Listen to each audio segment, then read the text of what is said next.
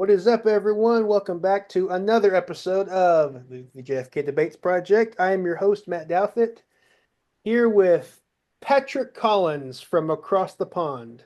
Patrick, how you doing today? Hello, Matt. I'm good. Good, How's good. the weather?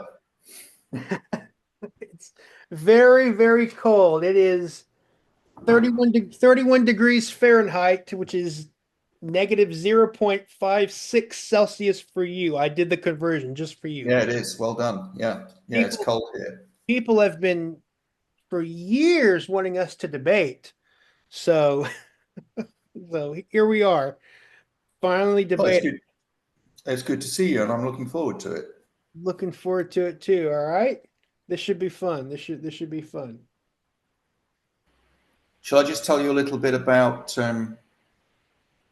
what I did I'll when lead I you was follow. young? Okay, I'll lead you When I follow. was younger, I'll um, I went to my local library and I saw these two books: "Conspiracy" by Anthony Summers and "Best Evidence" by David Lifton, and so started reading them and got hooked. And I'd finished my first degree, which was basically in biology, and I was in a library, and I bumped into my old tutor, and he saw that I got one of those books with me, and he said, um, I don't know what you're doing these days, but if it really interests you, you could always do a part-time master's degree, and that's how it all started.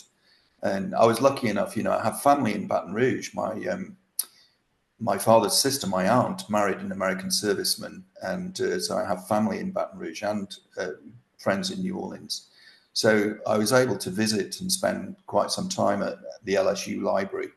And having started this MA, I was able to take out books. I'm using the local library, and I think I reviewed about 100 books for my MA, basically, 100 and Jeff most of them books. were pro-conspiracy. In fact, the vast majority were pro-conspiracy. I remember reading Gene Davison's book Oswald's Game, and I thought that was pretty well written. At that time, I suspected that there might have well have been a conspiracy, as I think I've mentioned to you, and that stayed with me for about 10 years until probably the movie JFK came out. That was 1991, and I thought, it's a very well made and seductive film, but some of the stuff in it was a bit extreme. And then Gerald Posner's book came out, and I started reading more no conspiracy books. But it wasn't really until round about year 2000 when you could get online and look at Amazon and Abe Books and so forth, that I was able to find all these books, and I've ended up with about 400, 460, 470, which is Yeah. ridiculous. I mean, you don't need to read anything like that. But I did some TV work in the 80s, as you know, and ended up as being a very junior researcher on the men who killed Kennedy. And I did some work for the A lot BBC. of yeah, a lot of people don't know that, but we'll get there. So how many JFK books do you have presently in your library? Just under 470. You see that actually makes sense because as of 2004, there were, according to my notes, according as of 2004, there were just over 400 JFK books, according to Publishers Weekly. Oh, So, okay. it seems to add up. Yeah, that's interesting that you got that number, because a lot of authors, including Bugliosi, say that they're out around about 2000. And Where does that come from? I I mean, don't like, know. I don't know. I went to the British Museum in the 90s when I was working in London for a week, and I went in and I got help using their software system, and I think it came up with about 600, 600. which to That me sort of makes sense. But I suspect that that number 2000 includes general history books, books about Cuba, Castro, the Cold War, and the Kennedys. yeah. And if you've got one chapter on the assassination, it counts as a conspiracy book, like um, the Kennedy clan. Paul Davis, was it? Hmm. Jacqueline Kennedy's cousin. Yeah, yeah. I mean, you know, it's over 1,000 pages, and there's probably 5 chapters on the Kennedy assassination, so that would So that qualify as, count. as So even though it's so that would count. So roughly about you said about over 400 is about just on the assassination. yeah, So it makes sense. and Oswald, yeah, That seems and to make then sense. Again, where did Bugliosi pull that out from? Because in on his media tour that he did, he was like 2,000 books, and I'm like, so yeah, yeah. no, I think it's exaggerated. I mean, apparently there are quite a lot of books in French, which wouldn't count. I mean, I don't know them, but I know a few French people. For some reason, it's quite a popular subject over there. But you know, I keep posting online. You know, my here are my recommended books on the Kennedy assassination, and it makes me laugh sometimes because people write back and say, "I'm not reading any of those. They're all pro lone gunman." And in fact, I do include Anthony Summers on that list, and also Professor David Kaiser. You know, The Road to Dallas.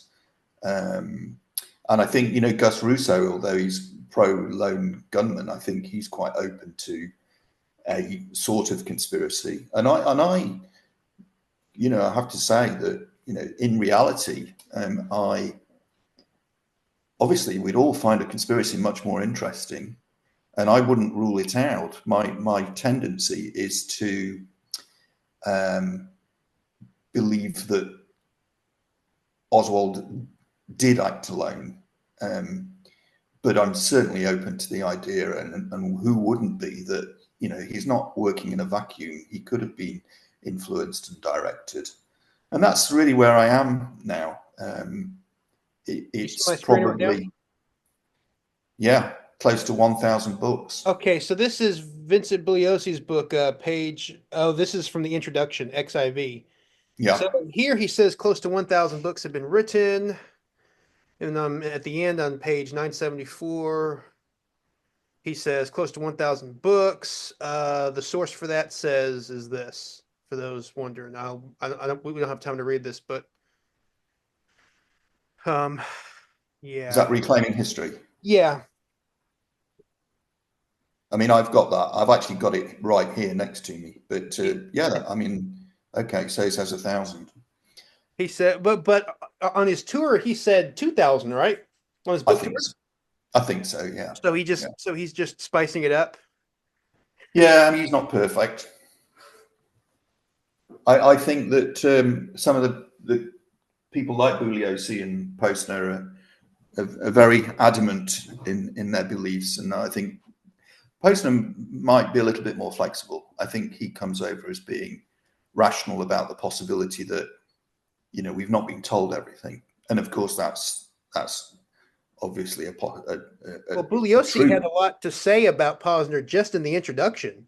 He like criticized him like very heavily. Did he? Oh yeah. Page 36, 37, 38, 39, 40, 42. Just and this is just in the introduction. He really criticizes him. He's like, "Well, it's not really a anti-conspiracy book. It's not," and he just goes on this diatribe. So, just in the introduction, just look how much he goes after Posner. But anyway, that's Yeah. anyway. But so Well, yeah. I must say that you know, I reread some of the conspiracy books from time to time, like Sylvia Meir or Mega or whatever her name is, Mar, and Sylvia Bud Mar. Fensterwald, Harold Weisberg, and all that crowd. And I think you can pull them apart to some degree. I don't think they had the information that we've got now. But on the other hand, they're closer in time to the events, and I think some of their work reflects the sort of the general ethos of the times, Yeah. which you can't ignore. But I mean, I've just come to the conclusion that it might be a bit naive of me to say this, but I think if there had been a larger conspiracy, I think we'd know by now. I just don't really get why it would be such a big deal to cover it up. I suppose one of the things that struck me was that when Trump said, you know, if you'd seen what I'd seen, you wouldn't release it, and you wonder what did he mean by that. I I If you just can trust him, but I despise the guy, but I mean, if yeah, he's, I mean, uh he that's what he said. So I mean, and there are 400 full page redactions that are yeah, still being withheld. So when someone says, "Oh, it's all released, it's just a few redacted names and social security numbers," that's yeah. bollocks to use Okay. terminology. Well, I kind of would go along with what you've said. I know Fred Litwin said that let's say, for sake of argument, 99% of the documents are available, but they are redacted. He says there are no secret documents. It's just a, Okay. you know, there no it's just it's all out there, just a few redactions. But on his own show, he had some guy who said no, they're 400 page Okay. um 400 full page redactions. So And do you think that come Trump's presidency commencing later this month, that he will say that those documents will be released? no, You don't. no, no. I think he just played on Robert F. Kennedy Jr.'s emotions and said, "Don't worry, Bobby. I released all those big, beautiful documents for you." And he played on Robert Kennedy's emotions and be like, "Okay, okay, I'll endorse you." He's not going to Yeah. release it. He's not going to do No. anything. No. Well, I would think that if those documents were largely created and stored away at the time of the AARRB, the Assassination Records Review Board, that if the CIA were obliged to hand over all their JFK documents, I don't think for a minute that they would have released any documents that showed that they were aware of an assassination plot, or if a renegade CIA employee was involved. I don't think they'd release those. I think they Yeah. would have been hidden or destroyed. I'm not the expert on the documents. I'll refer to Mm. Jeff Morley and other and Rex Bradford. So yeah, I would defer to them when talking about um the files. Now, when I was younger and got into this and was studying it, it was 20 years after the assassination. So you started in 1983 and Yeah. you went to Well, Dallas. that was when I started the study, the official academic study. But I'd read some books starting. Did Conspiracy by Anthony Summers, I think, came out in 1981. So it was probably 81, 82. And of course, 20 years to a young guy who's 23 is a long time. It's basically a lifetime. So 1960, yeah, So that's the one that did 1963, it for you, right? yeah, That's what it is. 1963 was quite some time ago. But Have you? it's curious that, I mean, you're a young guy. You're fascinated by something that happened 61 years ago. Yeah. Um, I'm curious to know why does it fascinate you so much? Well, I was I was born I was born 2 miles away 2 miles away from Dealey Plaza. Okay, I've lived here all my life. Long story short, I think it was in like I was 12 years old, and and I was getting into the Lincoln assassination, and I asked my parents, could we go to Ford's Theater? They were like, no, that's a tall order, but we can take you down the road to Dealey Plaza. And I'm like, okay, I was like, okay, fine. And I went there, and I didn't really get the experience at first. We went to the Sixth Floor Museum later that night. My mom showed me the Zapruder film, and it was on a tiny computer back in 2008 or something. And I yeah, didn't really know what I was looking for. I'm like, what am I looking for? Because it's a shaky film and everything. So I did not get the full experience when I was 12 years old. But mm, really for the 50th, yeah, but and I watched the only documentaries I had seen were some of the Unsolved History yeah, episodes with, Michael Yardley and yeah, Dave Perry and Gary Mack. Uh, yeah, and I also saw the Beyond Conspiracy documentary with Dale Myers and that whole thing. And that's pretty much all I knew. And then the 50th anniversary came around, and then that's when I got into it. And I said, I was naive and I was like, I want to write this full big book, multi-volume book, solving the case. I was very naive at the time. And then Yeah. I realized that what I was doing was not original. So I shoved everything off of my desk, literally. And then pretty soon after that, I called up my first witness, Right. Skip Rydberg, who drew the Yeah. medical diagrams for the Yeah. Warren Commission. But so that's my little story. That's interesting. That's interesting. You've turned the interview on me. I'm being Yeah. interviewed.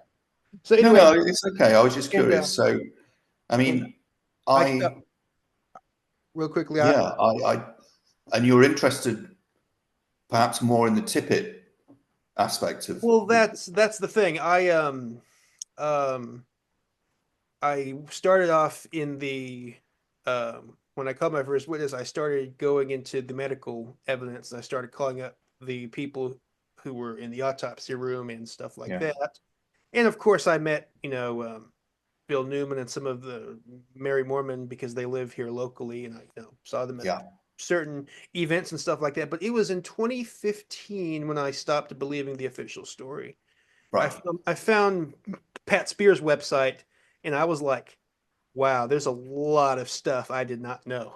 There's a lot of details I did not know. Mm. And Pat's a good friend of mine, so we've been friends. Well, he's done some very good work. He's one of the best conspiracy researchers out there, for sure. So in 1983, you got into it, and in 1983, you went to Dallas right away, that quickly? Um, yeah, yeah, And how did you do that? Did you look up who was how did you know who to go find and where to right. go and who to So meet up with? a couple of things happened. One is um, I'd written to Anthony Summers, and he very kindly put me in touch with Mary Farrell and Paul Hoke. Paul Hoke is in Berkeley, California, still. Mary Farrell passed away. So we had family friends, and actually it was myself. I was working at the University of Sheffield, which is my home city in Yorkshire, England, and a part of the university during the summer periods would uh, offer accommodation to visiting literature tours, mainly American people who came over to go see where D.H. Lawrence lived and the Bronte sisters. And I got to know this couple who turned out to be from Dallas. And the reason why I got to know them is I was working in the bar or stocking up the bar. I had a sort of a part-time job during the daytime and early evenings, and I was reading Best Evidence during a break, and this chap came up to me and he said, I know that book. And he introduced himself, and he was from Dallas, and he's Jim Hardwick, who's passed away. I mean, I think he lived almost to be 100, and he was the one who said, when I told him I was studying the assassination for a master's degree, and he said, well, have you been to Dallas? And I said, no, but I plan on visiting very soon because I'm going to stay with my aunt and cousins in Baton Rouge. And he said, well, you come and stay with us. So I did. Now, he was standing on the corner of Main Street and Houston Street, and he's got some photographs of Kennedy, which he showed me. Nothing of any kind of evidentiary value, but he heard the shots, and he told me he heard 3 shots. And curiously enough, like Major Phil Willis, he was in actually Jim Hardwick was a Navy. Who Uh, told you that they heard 3 shots again? Who told you? Jim Hardwick, the father of the family that I stayed with. He was retired. They lived on Vanderbilt. Do you know Vanderbilt? Yeah, and he was a witness? Well, he saw the limo go by and watched it till it got probably to the turn, and then he started to turn away to go back to his office, and he heard the shots, and he said there were 3 shots. But through Mary Farrell, I met quite a few people who witnessed the assassination and quite a few people who worked in the building, some in the Deltex building. I met some of the people who worked on the second floor. I mean, I don't know how she got to know these people, but she was very diligent Oh, she as a knew everyone. researcher. She also knew people who were out in the crowd who ran across the grass on the south side of Elm Street, and because they wanted to know what happened, they'd heard these shots, but they didn't see the assassination. So I've posted a number of times. I mean, my belief is that the vast majority of those people that ran over, I think it's not immediately. If you look at the shots of Elm Street right after the assassination, where you can see the Newmans on the floor, there's hardly anybody there. You know, you've got the three guys on the steps, you've got Charles Bremen, his little boy, a few other people, the babushka lady, Jean Hill, Mary Moorman, and the Newmans, the Hesters behind, and Yeah, so forth. Franzens. It's not many people. That most of those people who ran towards the overpass, I think, came from the Houston Street area because they were curious as to what had happened. I know that some people say, well, they went there because they thought there was a gunman. I know the two cops that went up there initially did, of course, in response to an order to get up there and check that area out. But in my opinion, I think, well, we all know people tend not to run towards gunfire. They tend to run away, if anything. I don't really think that it adds any great weight to the idea that someone was firing from the front. So anyway, yeah, I stayed with this family when I first visited. My first visit was probably 2 weeks. And then I went back directly from the UK to Dallas late the next year. And I think I did 4 trips. And each time I spent about 6 weeks there. And I was doing this study part-time because I got a job as a teacher in Hong Kong.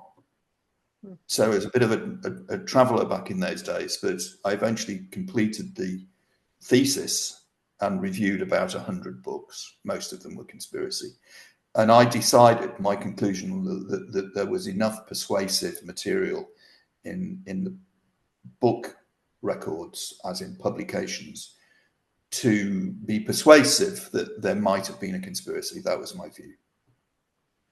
And I think most people would have taken that view had they read the 100+ books that I did, because most of them were conspiracy. And I think I was, as I recall, and it is a long time ago now, it's 35 to 40 years ago, there was something quite exciting about knowing an awful lot about this subject and, you know, talking to people about it and saying, I think there was a conspiracy. And they'd say, oh, you know, who was behind it? And I would say, well, maybe the Cubans, maybe some renegade CIA element. And then as I got older and I read more lone gunman books post 2000, most of them, to be honest, I changed my mind. I don't think there was a eureka moment.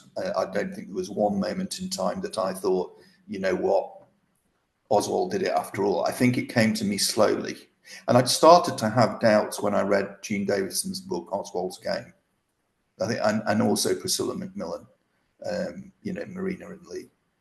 And I think those two are really worth reading. And I think when Gerald Posner said, you know, people forget about Oswald, almost like he's irrelevant, I think it's very important to study him.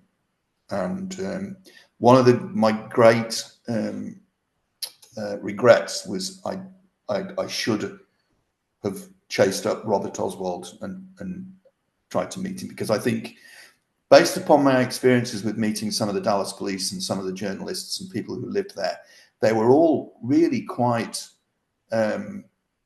not amused, but quite taken by the fact that some young guy would come over from England to study the assassination. I mean, it was Billy Prince was the Dallas chief of police. When I contacted them, I wrote to them and I had a supporting letter from my tutor to saying, you know, please help.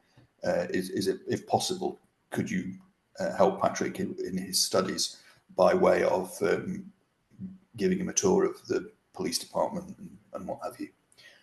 They were quite taken aback that I'd come all the way from England. They told me, they said, none of us have any recollection, so this is 1984, of anyone coming from overseas to study the Kennedy assassination. And you could go down to Dealey Plaza. I did very, very often, and there'd be nobody there. People I, have forgotten. oh, yeah, honestly, I think it was the JFK movie, the Oliver Stone movie, that blew the whole thing apart, didn't it? And all of a sudden, I mean, I don't know now. I mean, if you were to go down there this lunchtime, would there be people there? Depends on which day it was. On Fridays and weekends, there's a lot of people there. Yeah, Even on Wednesdays, there's a lot of people there. yeah, They yeah. have a bunch of trolley. They have a trolley tour now and everything. So yeah, Okay. it is pretty crowded. It's the So app. one of the things that we've mentioned is working on television documentaries like The Men Well, Who wait. Killed Kennedy. And First of all, really quickly. Sorry. Which researchers did you meet up in Dallas with? Mary Farrell. Mary Farrell and Larry Harris. What And was I did speak to some people like Penn Jones on the phone on the that I phone? never Okay. met, and a couple of others. And which witnesses did you meet up with on your trips in 83, The 84? actual witnesses to the assassination of the All of them. well-known ones. All of them. Um, I met I met sort of five or six who would be well known, like Bill Newman, the Willis family. Um, um, just trying to think. The lady who was interviewed on the sixth floor, who was a typist in the book depository. I business. Um, yeah, I also met some people who worked in the Texas Book Depository, Who? and some people who I'd have to check my records, to be honest with you. I met one of the black guys on the fifth floor.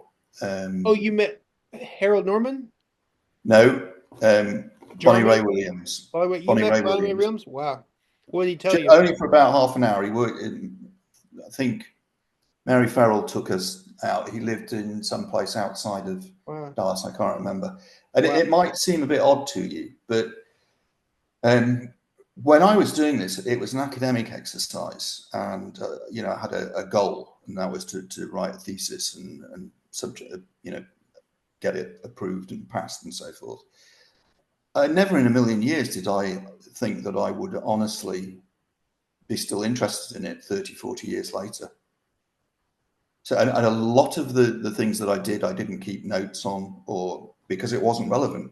My master's degree was on the books on the assassination.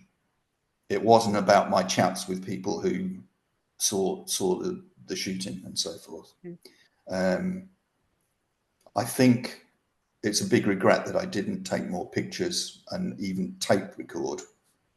Some of the people that I So met with. the Newmans, the Willis family, some people in the depository. What police officers did you meet with? Oh, right, police officers. Well, I met Sergeant Patrick Dean, who was head of security, Yeah. wasn't he, when Ruby shot Oswald.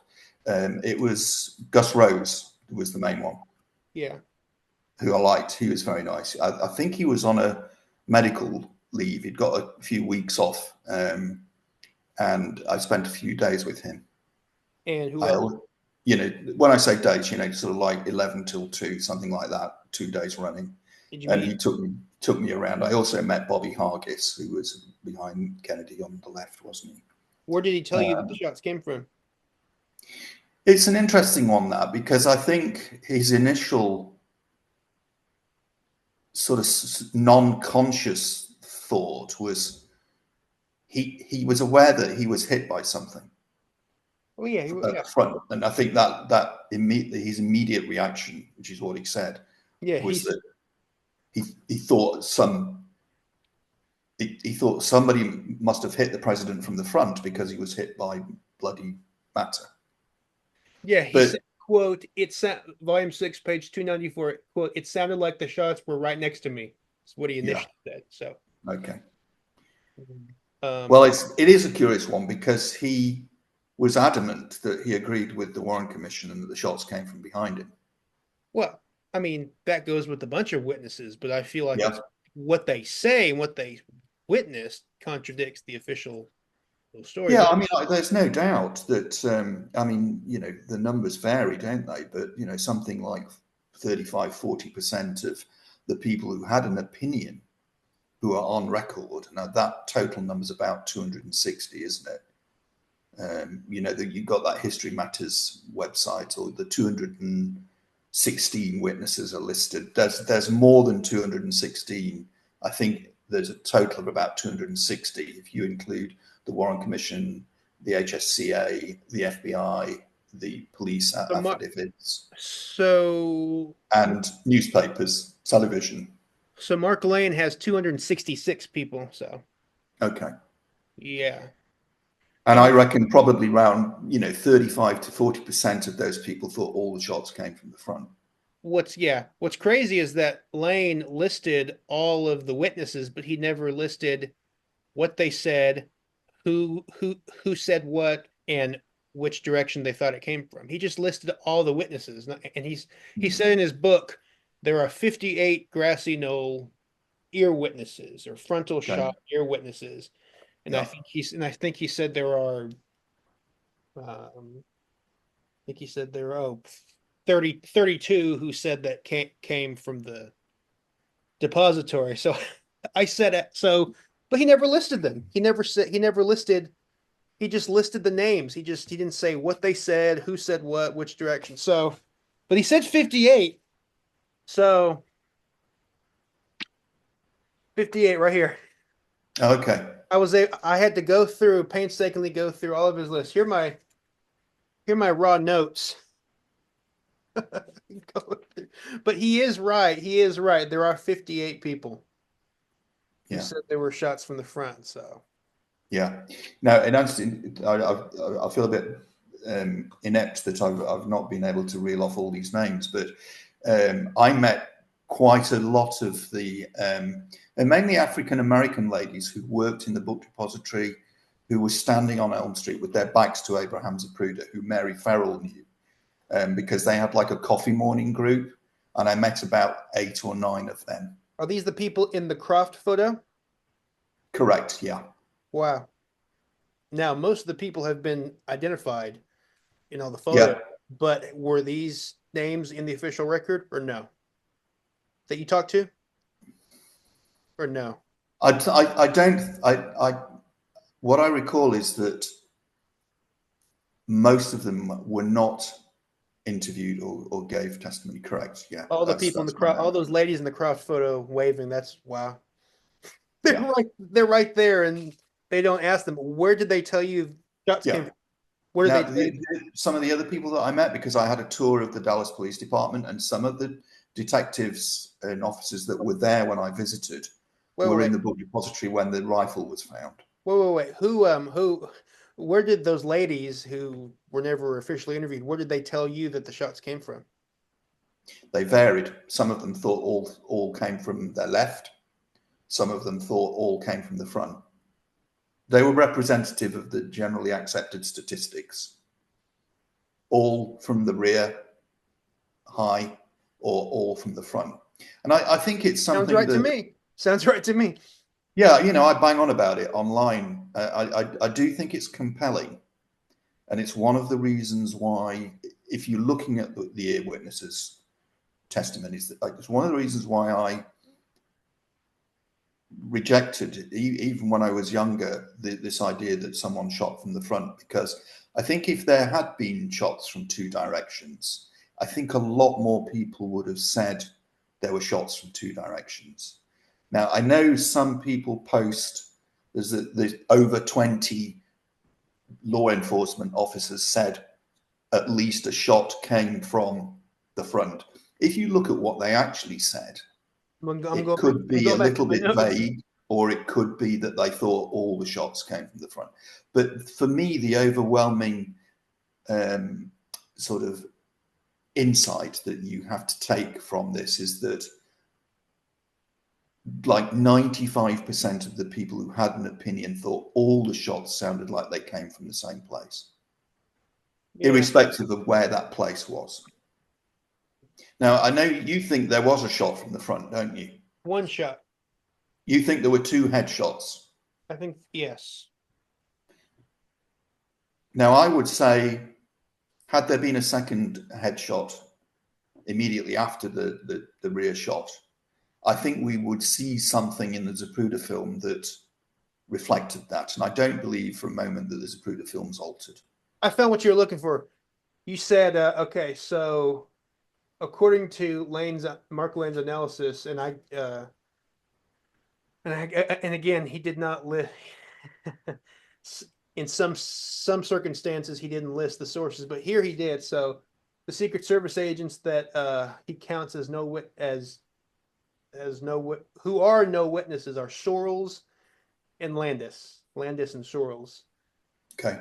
And Dallas Police Department is, of course, Joe Marshall Smith and Edgar Smith. And the people from the sheriff's office, uh, Harry Weatherford, Mooney, and Elkins. Let's see. But do they say all the shots or one shot at least? Mooney said the railroad yards, they came from that direction. Yeah. Elkins said, quote, I immediately ran to the area from which it sounded like the shots had been fired. This is an area between the railroads and the Texas School Book Depository.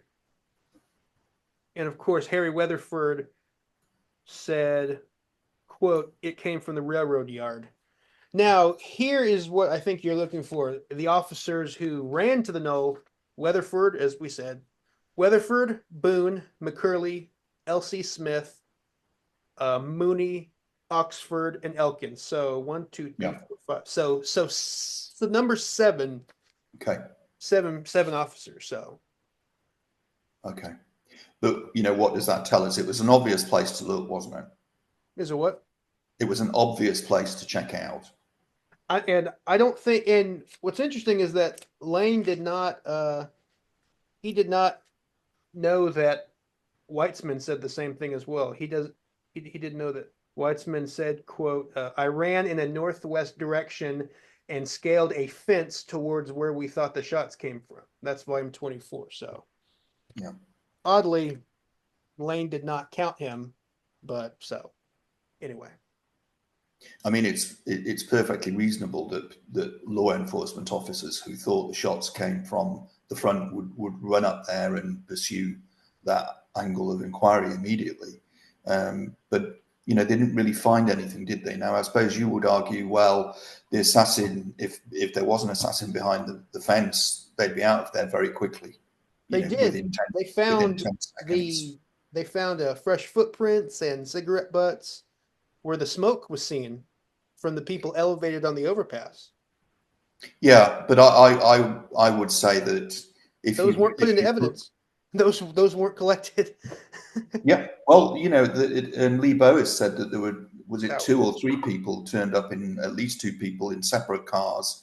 Perhaps they would be smoking cigarettes and they were walking around. Maybe it was their footprints. Oh, them smoking cigarettes. Oh yeah, absolutely. Oh yes, absolutely. Well, a lot of people smoked, Matt, didn't they? Yeah. And if you were the assassin, would you be smoking for half a second? Your cigarette butts on the ground? No, you wouldn't. Surely. I agree. For half a second, I thought you were saying that the puff of smoke seen on the knoll was from cigarettes. I thought you were about to say that. No, I would doubt that. All right, good. I would simply say to that, I don't have an answer to that other than the vast majority of people didn't report seeing smoke. Now, okay, maybe they weren't asked. It's a few, isn't it? Is it maybe 6 or 7 people who thought they saw smoke? Yeah, because they're elevated on the bridge and they can see that gap in the trees where the smoke can come out. Because everyone else is looking. Yeah. I can't dispute the fact that I can't dispute the scenario that somebody could have fired from the front and missed. That's entirely possible. And personally, I don't think it happened. And then you have I think Stuart Gallagher, he counted like 70 witnesses who were never asked basic questions. Yeah. did you not only did you see smoke, but where the shots came from? Did you see any wounds? What any wounds on the president? Did you see a gun? Did you see like 70 people that are in the record that they typed Yeah. up reports on? So they send FBI, they send agents out to interview all these people, and they don't ask them basic questions. I mean, it's just ridiculous.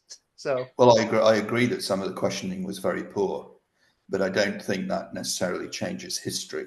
And I think that the hard facts are it would the have added medical to report history. and the ballistics. I would stick my neck out to you and say, I honestly, if you're going to believe that there was a conspiracy or a second shooter, the only way that can happen is if the medical records and some of the evidence has been falsified or removed.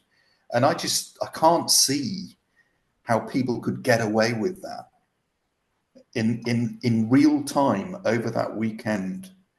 I mean, yes, you could argue that CE 399, the magic bullet, the stretcher bullet, that could have been swapped out on the Monday or the Tuesday if it had been another bullet that was fired from a rooftop, for example. I couldn't argue against that being a possibility. And that is just swapping out one bullet. But all the other stuff, to remove evidence of a frontal headshot, I just can't see how that you could do that and get away with it. Are you aware of the fragments that were seen removed from the head that are not in evidence now? Yeah, I'm aware of that. I'm aware of that being a story, whether or not it's true. I would think, yeah, I would think there will be things that are missing It's also from in the records. But It's in Jim Bishop's book from 1968. He says there were many tons of fragments removed from the head, and I'm like, those aren't in evidence. So and that's a when good book, actually. huh? It's a good book. Uh, a lot He's of pro he's pro bullshit. lone gunman, isn't he? And the wait, say it again. He was pro lone gunman. Okay, so let's have a friendly conversation about this, No. and I hope it One will more continue. second. But why would you remove evidence of a frontal shooter? What's the big deal? What's wrong with a small conspiracy? They happen. They happen all the time. Exactly.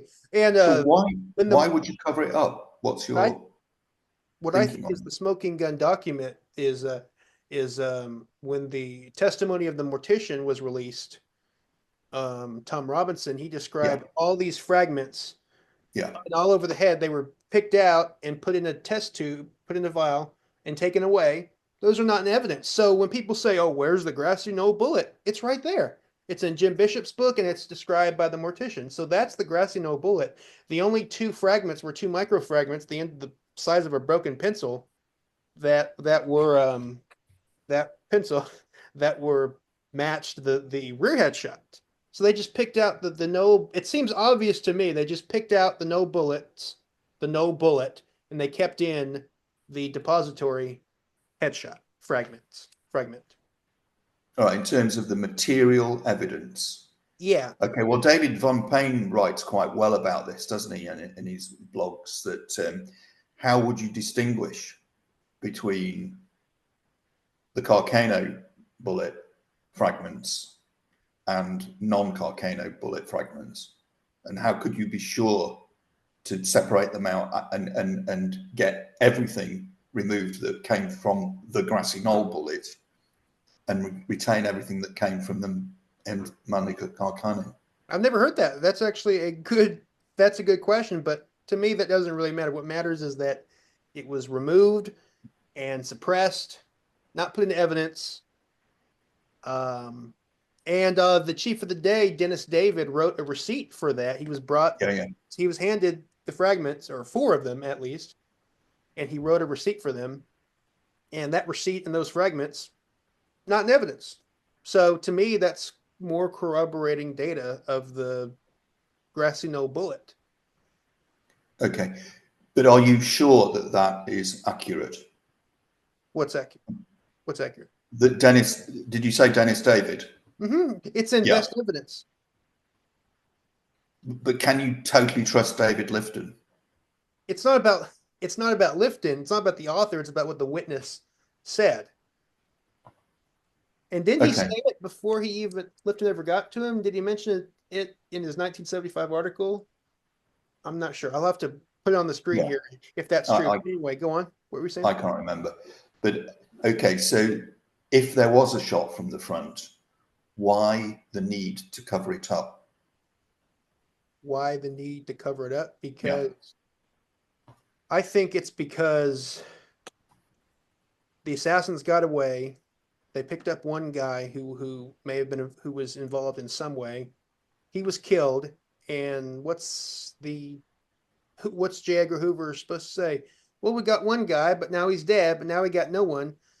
There seems to be a conspiracy, but we can't. But the assassins got away. We'll do better next time. No, they're not going to do that. they're going to wrap this up real quickly. They're going to wrap it up. So who's the guy that got away and they killed? Who's the guy they got away and that who's the guy that they picked up? Yeah. Lee Oswald. Okay. Sorry, I thought you meant that there was Duh. somebody else. Duh. No, no. Who else did they pick up? No. Well, no, no, I'm not aware of anyone. I mean, there were a few arrests, weren't there? There was, Oh yeah, yeah. Oh yeah, absolutely. But what's we wrong in saying there was another gunman, but we haven't found him yet? I think that would have been a very big problem in Okay. America, especially in 1963. There are assassins out there. We don't know who they are. They got away. This is again 1963. But don't worry, next time this happens, we'll do a better job. No, can't do that. You know how much panic there would be over that? Well, there'd be some, yes. I think the best argument for a cover up is that it could have precipitated a military conflict, as in perhaps an invasion of That Cuba. too, that too, that too. I think they said, this could lead to World War III. We need to say, we need to just say it's one person. We can't, we got lot of stuff going on. We can't escalate things. So yeah, that's the other thing I was about to mention. So Yeah, I mean, we can talk about it in a bit if you like, but for me, there's a far more sensible conspiracy argument, and that is that it originated perhaps in Mexico City. It involved a Cuban element. I would favor anti-Castro Cubans posing as pro-Castro Cubans, persuading, influencing Oswald, who I believe was the assassin, to carry it out. But if we can just put that to one side for the moment, can I ask you then, if you think there was a shot from the grassy knoll within a few frames of 313 on the Zapruder film, why do we not see anything in the Zapruder film akin to what we see at between 312 and 313 when the head explodes and most of the blood spatter and brain and so forth goes forwards? I don't think it is forward. I think it's here, here, here, here, and I can insert Yeah. image right here to show you. It's not. That's a myth that everyone always says. It's not all in front. It's here, here, here, here, here, and You that's know blowback. those That's blowback from the. high contrast black and white versions of the Pruder frame 313 and so on? Were they produced by iTech for the House Select Committee on Assassinations? So if you look at it in high contrast black and white or high contrast color, to me, there is a clear funnel. Most of the material is, and I kind of pixelated it using some photo Yeah, application. that was in Bugliosi's book, right? And I reckon that about 90% of the visible blood spatter Blowback. is above and forwards. But more importantly, there's a trail of bone fragments, isn't there? Going upwards and forwards. You can't even see one going to the rear. There's Yeah, 7 or 8 that are visible and they're all up and forwards. But you agree that there was a shot from the rear between of 312 and course. 313. No, What you're saying is that there was another shot. So why no, wouldn't there be a hardly, second cloud? hardly because when he's shot in the head a second time, the brain it's already exploded. The brain is gone. So here, this is what I was. Yeah, I know, I understand that about the fact that the headshot to the unwounded head is going to produce a much greater amount of So do you see wound. this? So do you see It, this right here? yes. So it's not all front. It's going this way, that way, that way. It's not all in the front. A lot of it's in the, I think, you can, there are there are variations on this frame. The way that you got it there with the graphic, which is overwritten the actual photograph. You could make an argument for, yeah, there is some backspatter and there is material going up. But don't you think that the forwards and upwards movement of the bone fragments is highly persuasive of a rear shot? And that's 313. Surely, would you be saying that the frontal shot hit at 315, 316? no, I think the frontal shot is right here. We're seeing blowback. We see a fragment go into the car. We see a fragment go in up in the air, and we see a fragment go onto the trunk, which Jackie retrieves. Okay, well, I don't see, and I've never seen a fragment on the trunk, but Really? and it's very high contrast. I mean, if you can see bone fragments against the green grass, why would you not see one on the trunk? But can I just ask you? So you're saying that you think there were two headshots nigh on simultaneously? I think the frontal headshot happened here, and then the rear headshot happened at frame 327 to 328, according to Josiah Thompson's new book. Yeah. Okay. Well, how do you explain the forward head movement between 312 and 313? Are you going to say that it didn't happen? Josiah Thompson, who came up with that, who discovered that with Ray Marcus, that's he said he's now changed his mind and says it's an optical illusion due to camera movement. Oh, yeah, I'm sure I know what he says, but I So don't agree with him. it's not Kennedy's head moving forward. It's Zapruder moving his camera. Well, then why don't we see the same degree of movement in the other occupants, the Connollys especially? We do. We see Connolly's forehead. I don't have it with me handy, but you see his Sure. forehead. You know, you see his Yeah, forehead. I know there is Yeah. blur on John Connolly's face, but on his head, it is somewhat blurred. And But the lampposts. Some are like this, some are like this, some are like yeah, this, like that, some yeah, are like that. I wouldn't argue. So it's not the lamppost moving like this. It's not Kennedy's head moving. It's the camera movement that's making it go like that. So Kennedy's not going forward. He's thrown Well, backwards and to the left.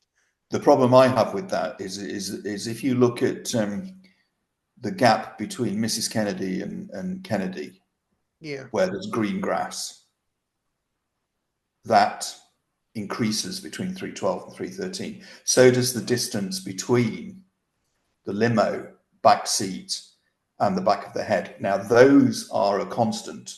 They are items, physical items in that frame, and the distance between the back of the head and the limo, which is a fixed item, doesn't increases, doesn't it, between 312 and 313? Again, And it's been analysed scientifically, photographically, etc., and it's estimated to be about let's say it's 2 inches, 2.2, 2.3 inches. Now, I again, don't see how that can be attributed to blur.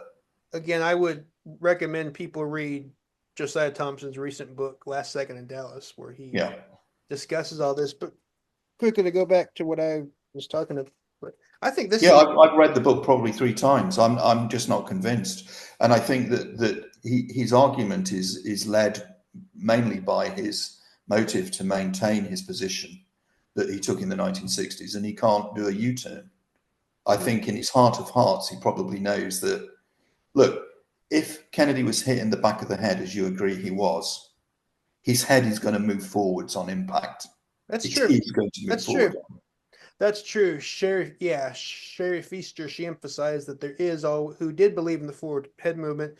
So yeah, I have no doubt that there could be some forward head movement, but the overall head movement, that 2.3 inches that everyone's talking about, I don't think that happened. I think, of course, of course, him being shot from the front, there is going to be it's going to go forward a little bit, but I don't think that would. Yeah. So I Why don't you think we have more reports of shots from two directions in the witness testimony? because I Why think do you think they're almost all either all from the front or all from the rear? I can't really answer that. I think people just report what these eyewitnesses just report what they reported. I mean, but we have 58 people who said shots from this direction, 32 or maybe over 40 a Sure. little bit said it was from the depository, and then you had what, four people who said it was said it was elsewhere. So people just know what they know. I mean, they just know what they know. But anyway, this is what I think happened. Seems like a very simple scenario right here. Yeah. What do you think of this? I just drew an arrow on one of Dale Myers's Yeah. and his frame at the time of the headshot. So what do you think of this? Well, I think it as a diagram, it shows you a scenario of a shot from the grassy knoll, Yeah. which marries in with where you've got the Mormon photograph and the blob above the fence. Yep. I don't know to any. I would say to you that remember that actually on the day there were no reports of no eyewitness reports of someone firing from the grassy knoll. Were My there? They God. came later from people like Gordon Arnold and Mary That's Mormon, because not Mary Mormon, sorry, Beverly Oliver and so forth. everyone's looking at the president, Patrick. Everyone's Yeah. looking at the president. No one's looking at some random fence in the corner. Well, if you're standing on the other side where Mary Mormon was standing with her camera, for example, Charles Brown and so forth, don't you think they would have seen a muzzle blast or something, some kind of movement? What about Marilyn Sitzman? She said Oh, she was somebody. I'm sorry, you asked me about the people that I met. She was one of the people that I met. She said to me in 1984 what she said on that YouTube video that was taken of her probably in the early 90s, because she died, didn't she, in the mid 90s? That the shots came from high and above to her left, and that she didn't see anybody to the right. yeah, She because by that, mentioned that because she would have because followed the limousine as it went. So the grassy knoll fence area would have been in her view, yeah, wouldn't it?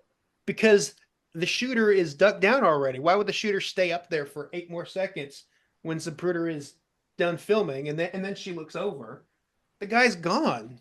I don't understand why No, okay, but that's he's gone. He's gone by the time she looks. She was looking at the car the whole time, and then when it gets up, and yeah. then I was and really then, referring. and Yeah, then I when was they referring to can't see it anymore.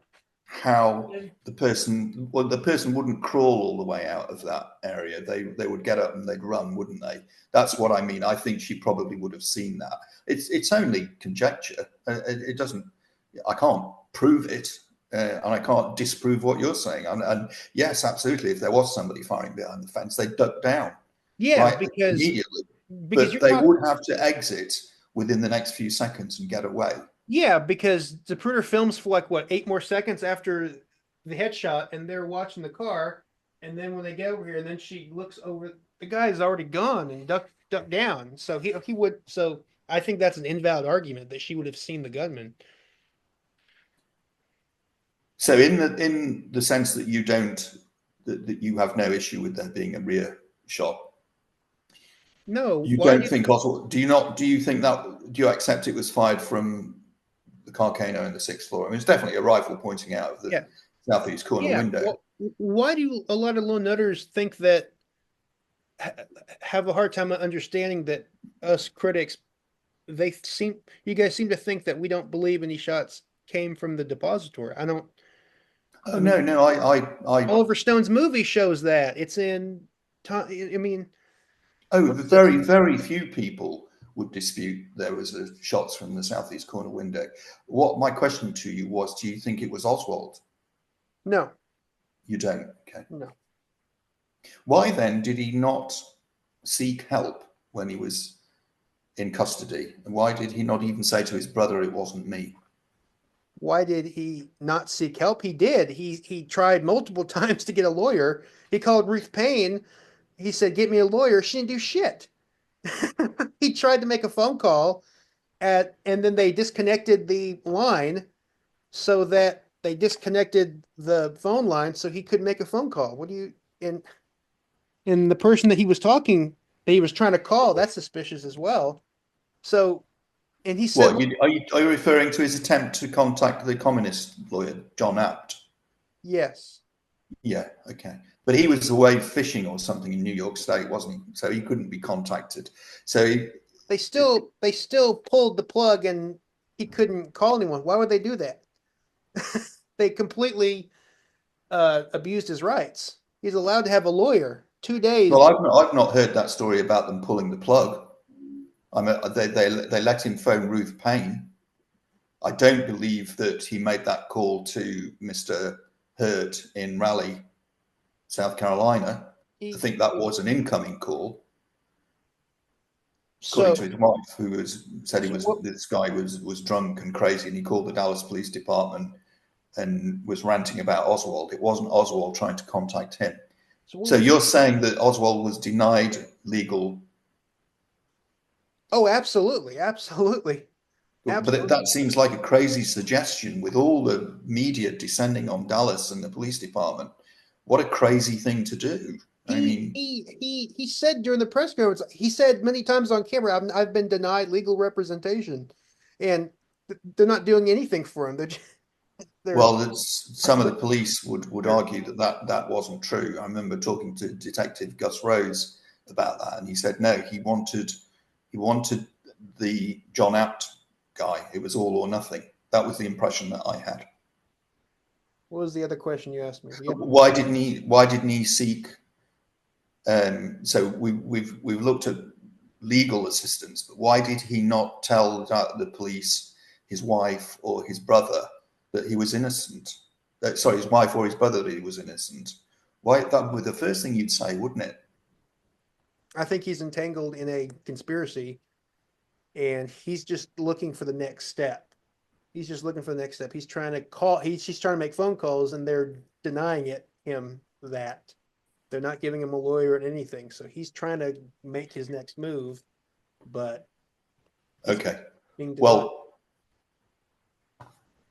if he was set up or tricked, there's no doubt that you could make an argument for his actions, that he fled, that he went home, maybe put a different jacket on, as we know, and probably got his revolver.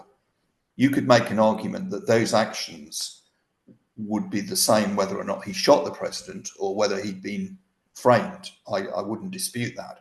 If he That's realized he'd been framed, that's the other thing. A lot of people say, "Oh my gosh, he's acting so suspicious," but again, us critics don't believe that he's just some innocent guy off the street. He's entangled in the conspiracy, I believe. So of course yeah, he would be, of course he would be acting a little suspicious. I don't understand. He was. You don't say that he was the only person missing from the building, right? You don't say that, right?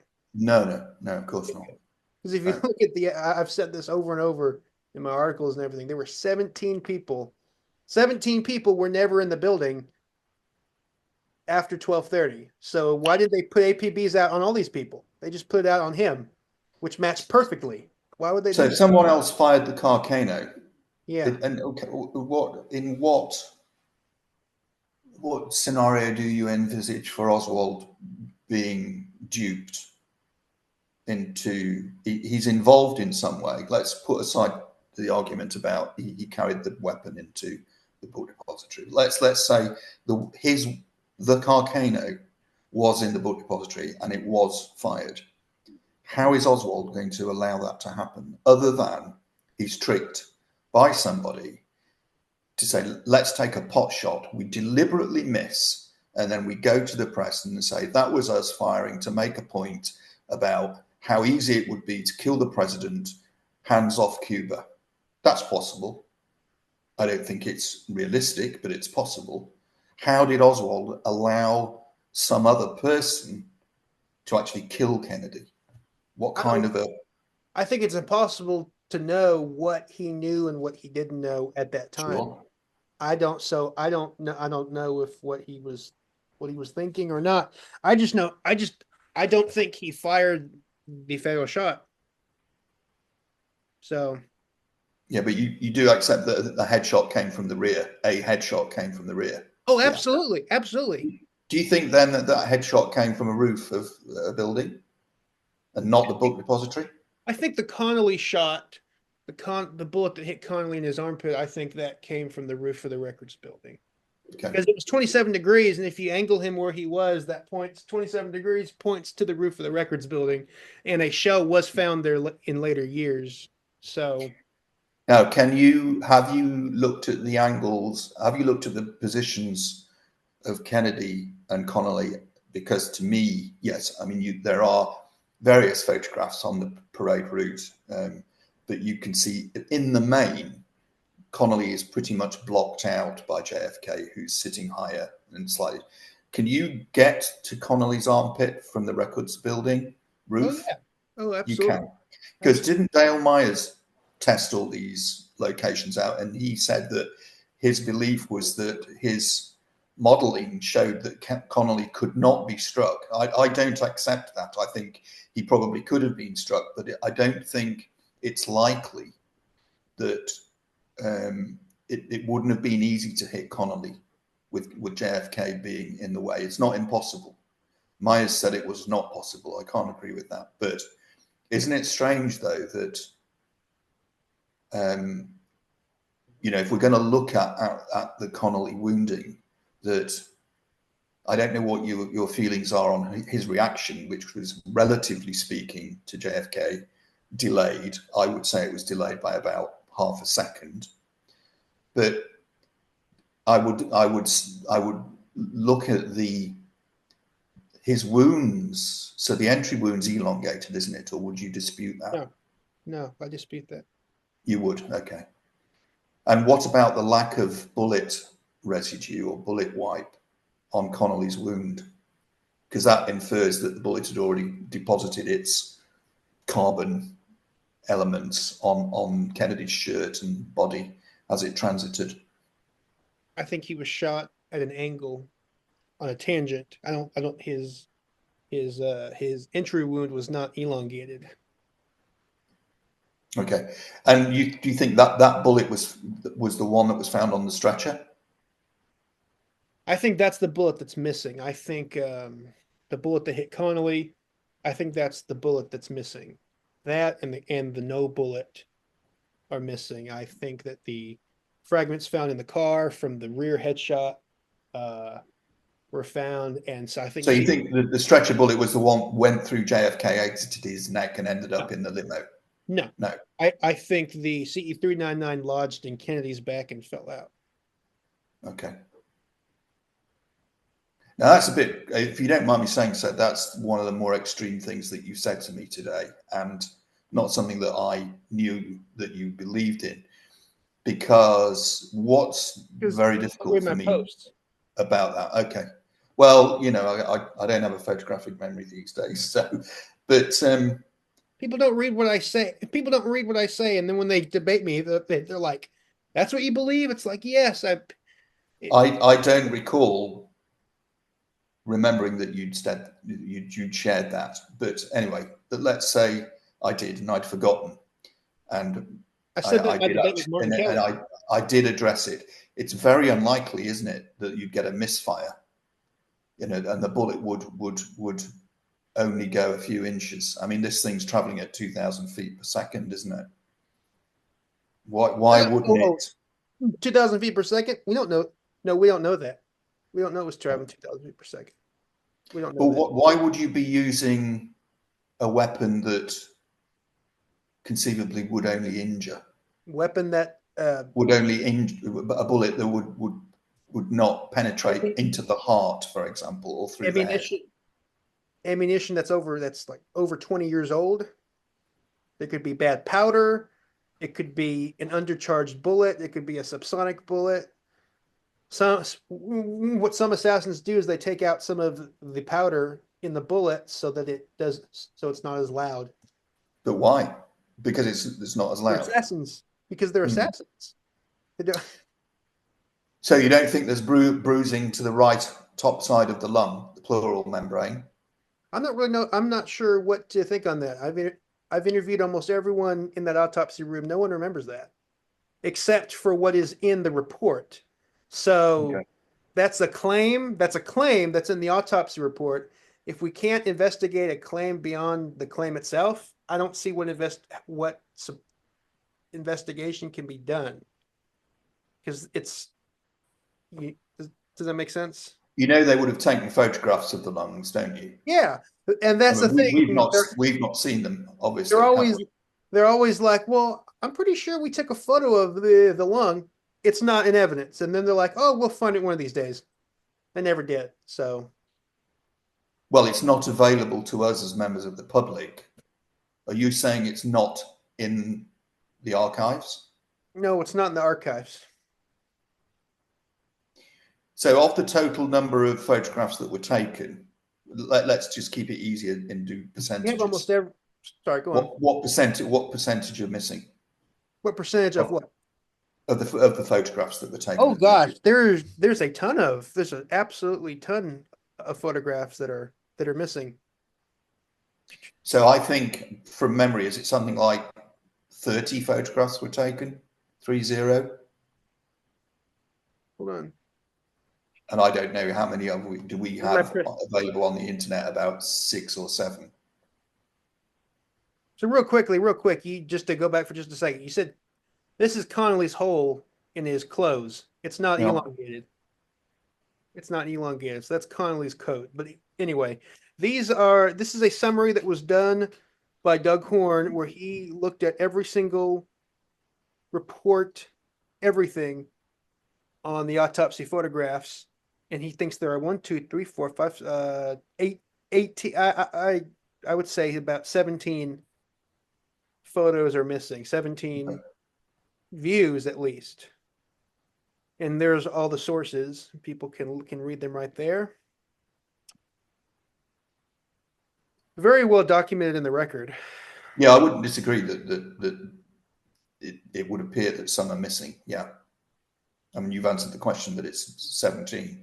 But what about the house assassinations X-ray analysis that identifies a bruise or a crack to the vertebrae, which would be, just remind me, is it cervical 3? Yeah, they said there's a disturbance on the first thoracic vertebrae. Isn't that right? Yeah, Yeah. first Well, I forget exactly which one it was. I could look it up in a minute, but um, there's a crack. yeah. I mean, so what's caused that? I know that Randy Robertson, John Orr, oh, Sarah Wecht, Sarah Wecht, Randy Robertson, John Orr, Gary Aguilar, they all believe that the bullet uh, entered the back, hit the first thoracic vertebrae, deflected upward, and went out of the throat, and that's what caused the tick in the. I don't think that's what happened. I think that the C399 lodged in the back, and that yeah. What caused the neck wound, the anterior neck wound then? I think this was an exit wound from a bone or bullet Edge. frag from the headshot. Yeah. Okay. Would that not, though, pass through the oral cavity, as in the back of your throat? And What's was there any wounding there? You know, so if you've got a piece of bullet yeah. in your head and it needs to come out by your Adam's apple, it's going to go through the back of your mouth, isn't it? I think a bullet. No, no, no. I don't think it was a bullet. I think it was a bone fragment or a bullet fragment that came out the throat. So, Okay, now do you think that because you can support it with evidence, or are you oh, just sort of like, absolutely, absolutely. The fibers in the shirt and tie are pushed outward, yeah, I know. so that proves that something exited the throat, but the wound was, as I've said many times, half the diameter of a pencil, which is three to very, very, very, very small. So I think that either had to be a bone fragment or a bullet fragment coming out of the throat from the explosive headshot. So But it looks in the photograph, even though the tracheotomy incision is there, that it's about, it's about the same um, distance across as the bullet, as a whole bullet. you mean the little lip at the bottom of Well, right? the circular movement is about 6 millimeters, isn't it? I'm not. I I don't think anyone knows that. I don't think anyone Okay. anyone knows that. But But it's quite an amazing coincidence that the bullet which entered the back, which would have exited approximately in the area of the neck, no, and then you've got a wound caused 5 seconds later in exactly the same area that the back shot would have exited if it had been full powered. no, absolutely not. There's an upward angle from the back wound to the throat wound, and this is what the HSCA said, and this is even Vincent Bugliosi said it. It's not downward from the back wound to the throat wound. It's upwards. At best, you could say it's at a level field, but it's slightly upward, and that's that's been documented for years. So if Well, it so if yeah, it I'm not sure I would agree with that. I think, if it comes down and it hits Kennedy, and yeah, but it has to go. what we're talking about here is the anatomical path when a Mhm. body is laid flat. Yep. Yes, and I agree. It could have been almost flat. Kennedy's shot from behind and he's leaning forwards, No. right? And then you straighten, look at my hand, and then you straighten the body up Yeah, I and know. I you know. lean it back. The path is up. I It know. doesn't rule out a downward shot. That's what Vincent Bugliosi said. Oh, but in the anatomical position, it's kind of upward. But if he's, leaning forward and the car's going, no, it's still no. I don't accept that because no, I don't accept that because he's sitting straight up. You look at the pictures, he's sitting straight up. And they did laser trajectory analysis in 98, and they had to lean the body way forward in order to make it work. And even the forensic files did animation, and they had to lean the body way forward. He's not leaning forward; he's sitting up and he's waving. So he's not leaning forward. Well, Like, when we seated, we do tend, because our heads are quite heavy, rather than being like that, we do tend to loll forwards, don't we? I mean, all the sure, business there's meetings. always a lit. Sure, absolutely. There's always a little bit, but you can see he's sitting straight forward. And the HSCA and Dr. Bodden showed the forward lean that was necessary to connect those wounds. And they even and he's not leaning that far forward. That's why Sarah Wecht always mocks them like, oh, maybe he was tying his shoes and you know what I mean, like that. So, Yeah. but these facts don't change. He's not leaning forward, and that's what would have to be to connect that back wound and the throat wound. Well, look, I mean, He's I not think doing that that. what you're assuming that the bullet would travel in a straight line. Once it's hit Kennedy, it could divert. It could be deflected slightly. What could have happened? It could have been deflected slightly upwards, So and this then is on exit, it could have been deflected or yawed downwards. You can't rule that out. I mean, you're laughing, but you can't rule that out. I I mean, you know how I'm weird. not, Well, I'm not laughing there at are you. examples of it. Somebody being shot in the forehead and the bullet going all the way around the head and coming out Yeah, the hole that it went in. that's Bullets do weird things. That's what Robert Blakey says. I just find it. I'm not laughing at you. I'm just laughing at because I feel like it's just having it both ways. Because in all the lone nut diagrams, all they say is it's not a zigzagging bullet. It's a straight line, single bullet theory fact. And then on the other hand, like what you're doing now, you're saying, oh, bullets don't always travel in straight lines. So which is it? You can't have it both ways. And even in Todd Well, Vaughn, in I'm not having it both ways. All I'm saying to you is that there would have been a forward lean. And I'm saying to you that the bullet wouldn't necessarily, and probably didn't, go in a straight line through Kennedy's neck. That's all I'm saying. So I'm not having it both ways. I well, And of course, we don't have the exact position, but sure, he's on not one bending over hand, and people tying his say, shoelace. like I said, on one hand, you guys say, oh, it's a straight line. Even in Dale Myers' animation, it's a straight line. In Todd Vaughn's drawing, it's a straight line. In Posner's book, it's a straight line. So it's either a straight line or you're trying to which one? No, I'm not agreeing with them. I'm saying that I don't think it has Oh, to be a straight. I don't think it would have been a straight line. okay. Yeah. But I don't. There's no. I don't. But do you agree? Do you concede that he would have had to have been leaning way forward, like the government says that he would have had to have done? No, I mean I've looked at this very closely, but I don't have everything to hand at the moment. But a slight forward lean, the angle of the road, what was it, 13 degrees to the book depository southeast corner, sixth floor window. I think you can put forward an argument that works, that the for which the angles add up, and you But add it to the fact that the rest of the evidence supports a bullet going through them both because they both hit at the same time, or Connolly reacts visibly within half a second. what about And the, look what at about the, I know the ear witness testimony is kind of, it's not going to solve it. But I don't think there were very many people who thought that Connolly was hit by Connolly and Kennedy were hit by separate bullets about a second apart, were they? I don't think there's anything I in the do this all the evidence. I show this all the time. What about the Discovery Channel? They Yeah, reenact this is they reenacted everything to a T, everything. yeah. Anatomical bodies with muscle and bone and the same ammunition and the car dimensions and the angles.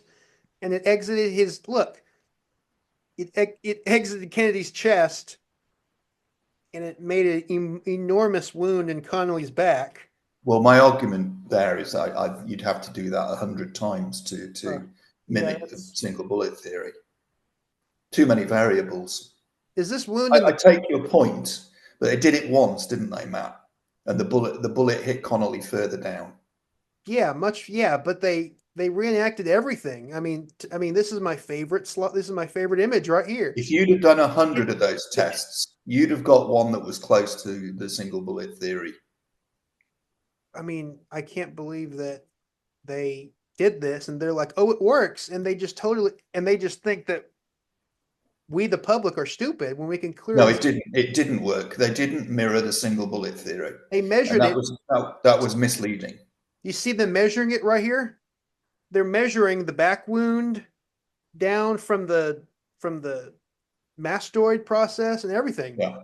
They measured it. They got the same. I don't see what more you could do more perfectly here. The angle, the exact same kind of ammunition. They reenacted supposedly what you think it did, and it did not. No, I think yes. You're obviously going to get the bullet entry because the shooter is aiming at the point where the actual bullet struck rather than just the bag.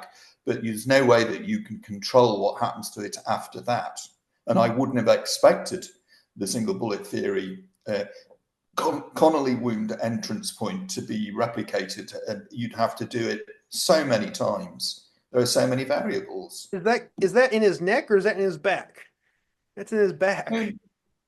No, it's not in his neck; it's in his upper back. Okay, good, good. So you concede that. So you concede that it is in his back. Well, whether or not you call it lower neck, just below the neck, upper back, or shoulder, doesn't really change the location, does it? It's just a descriptive term. But what I would say to you is that I think we do have the location. The location is Yeah, right based there. upon the Look at ruler that. that was measured by Humes. Yeah, The 14 actual centimeters. face sheet of the autopsy, the Humes refers to as an aid memoir or something like that. No, it matches. And in that 1967 CBS interview, he's very clear, isn't he, that that diagram is not anatomically accurate, and it's Sure it not is. meant to be. It's exactly where the photo places it and everything. Look, look, a CD is this is my friend Pat Spear from his website. Yeah. Anyone can do it at home. Get a CD case, measure it down from the base of your skull, which is where the mastoid is, and it's on the back, and it's too low to exit the throat. I mean, this is so simple to do. Well, it isn't, It because is. you've no idea what the bullet does in the 11 inches of tissue between entry and exit, have you? Are you saying that the bullet's gonna go up and exit the throat and then go down? Possibly. So you concede that it can do, so it can go, so you're conceding that. No, I'm not conceding that the path was anatomically upwards. Oh, Actually, I disagree with that. I think it could be close to a straight line. okay. It depends on what position you're laying the body. How if it is it flat? Is it perfectly flat? What are the shoulder? What position is the shoulder in? How is it slightly orientated? At the end of the day, you've got an entry and an exit for the single bullet theory. So you think it was, That's one of mine, isn't it? is this one of yours? Yeah. So so that's yours? Yes, it's an approximation, obviously. So you think that's what happened, Yes. even though this is really what it would have been. That's how it would Just have. go back to mine. Yeah, you've got the bullet entering too low. No, that's where it is. Right there. Go That back to yours. No, that's way too low. no, it's not. Look. Where's the coat? And where's my coat? Anyway, Matt, the coat was bunched to No. some degree. No, it So I wasn't don't bunched. Look at think that. Look at that. That's 10 seconds before the shooting. it's bunched. No, it's not bunched. Look. Yes, it is. No, it's Well, not. look at the Croft photograph. It's bunched. So that's not bunched. It's his shoulder at an angle.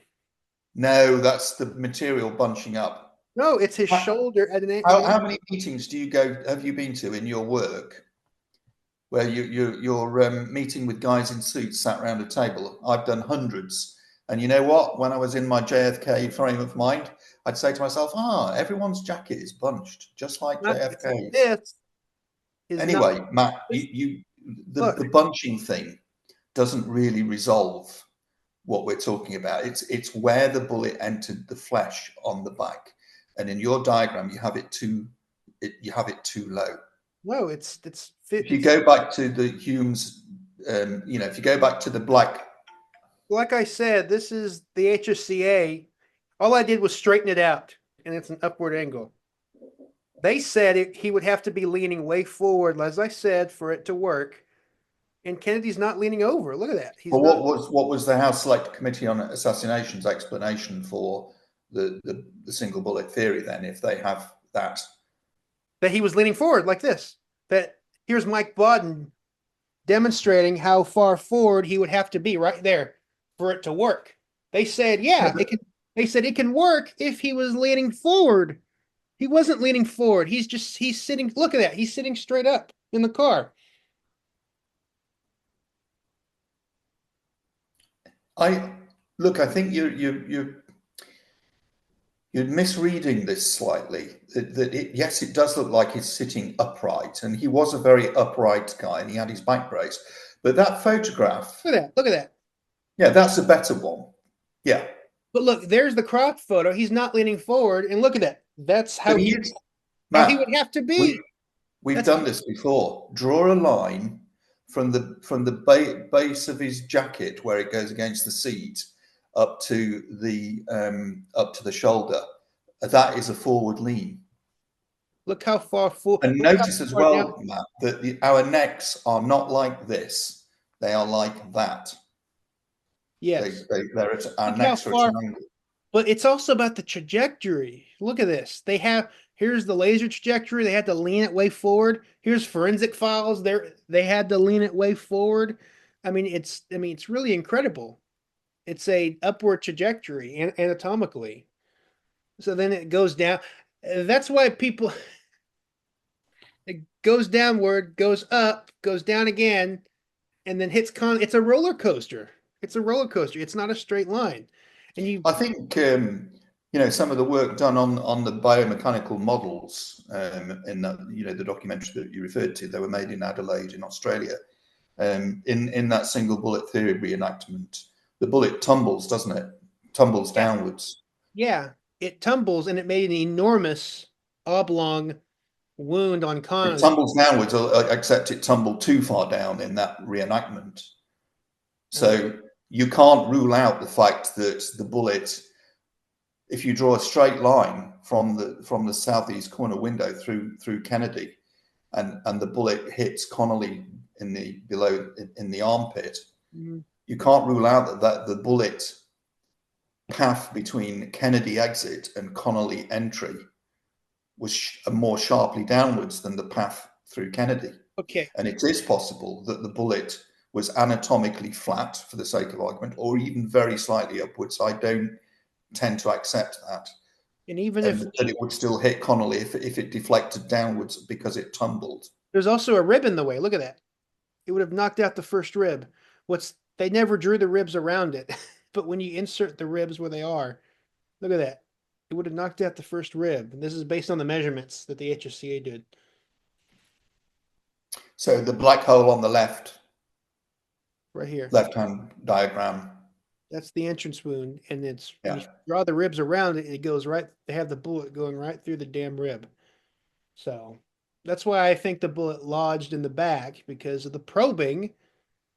They probed it and it wouldn't go forward. And Well, I'm not sure about the rib argument. That's something that I've not. Oh, yeah, I saw it years ago, probably.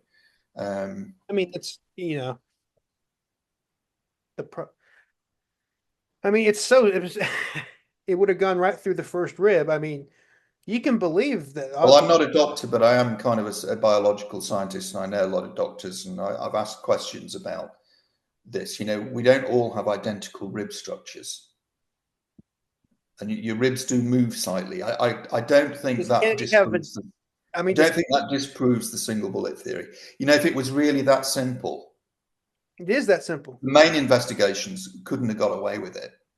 Of course they could. Of course they could have. They said we have to make it work. Let's have him lean forward. Oh, he's not leaning forward. He's got a slight. He does have a forward lean.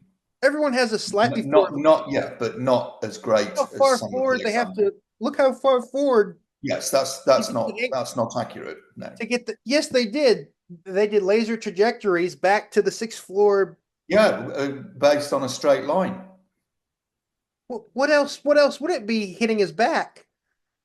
Hitting his It would be a back. straight line from the window to the back. Yes. Look, But- in all the lone nut diagrams, it's a straight line going through his well, going through. that's wrong. From the point of entry to the Connolly, from the JFK entry point in the upper back to the Connolly entry doesn't have to be a straight line, and almost certainly would not have been a straight line. So, do you agree with Dale Myers' animation, or no? That it's a straight line? No, I think he's wrong. You agree with his animation overall? I think it's excellent. I think it's a very good. Excellent, because his whole shtick is, Connolly was 6 inches inside. No. If you look at the diagram limo, it's I 2. don't think it proves the single bullet theory happened. I think it shows that it's possible. What do you know? There is some degree of error in his animation, I think. Well, his whole shtick is, people think he was directly in front, but he was actually 6 inch, half a foot inside. But if you look at the diagram of the limo, as I said, it's actually 2.5 inches. And if you fix the animation, they have the bullet going right through Connolly's, the middle of his back, and going through his heart, and even circumcising him. So it doesn't. So again, the single bullet theory doesn't add up. Well, Myers' work doesn't have to be perfect to show that the single bullet theory was a possibility, does it? I just told you. Given that we don't know what happened to the bullet as it goes through the body of I told Kennedy. you, once you fix the animation, because look, it only works if Connolly is inboard. That's the whole Well, Connolly wasn't he? postmodern move. That's the whole postmodern single bullet theory movement. Is it does work because he was actually half a foot in. He was inboard in the car. But like I said, you look at the diagram limo. He's only 2.5 inches inward. So this is correct. So this is Myers' animation corrected. This is Don't forget, he could shuffle left to right on his seat, couldn't he? But do you see what you're trying to do is you're trying to make it work? You're like, well, maybe this. You can't just accept what's in front of you. No, I'm not. I'm not trying to make it work. I'm saying that It would on have, the whole,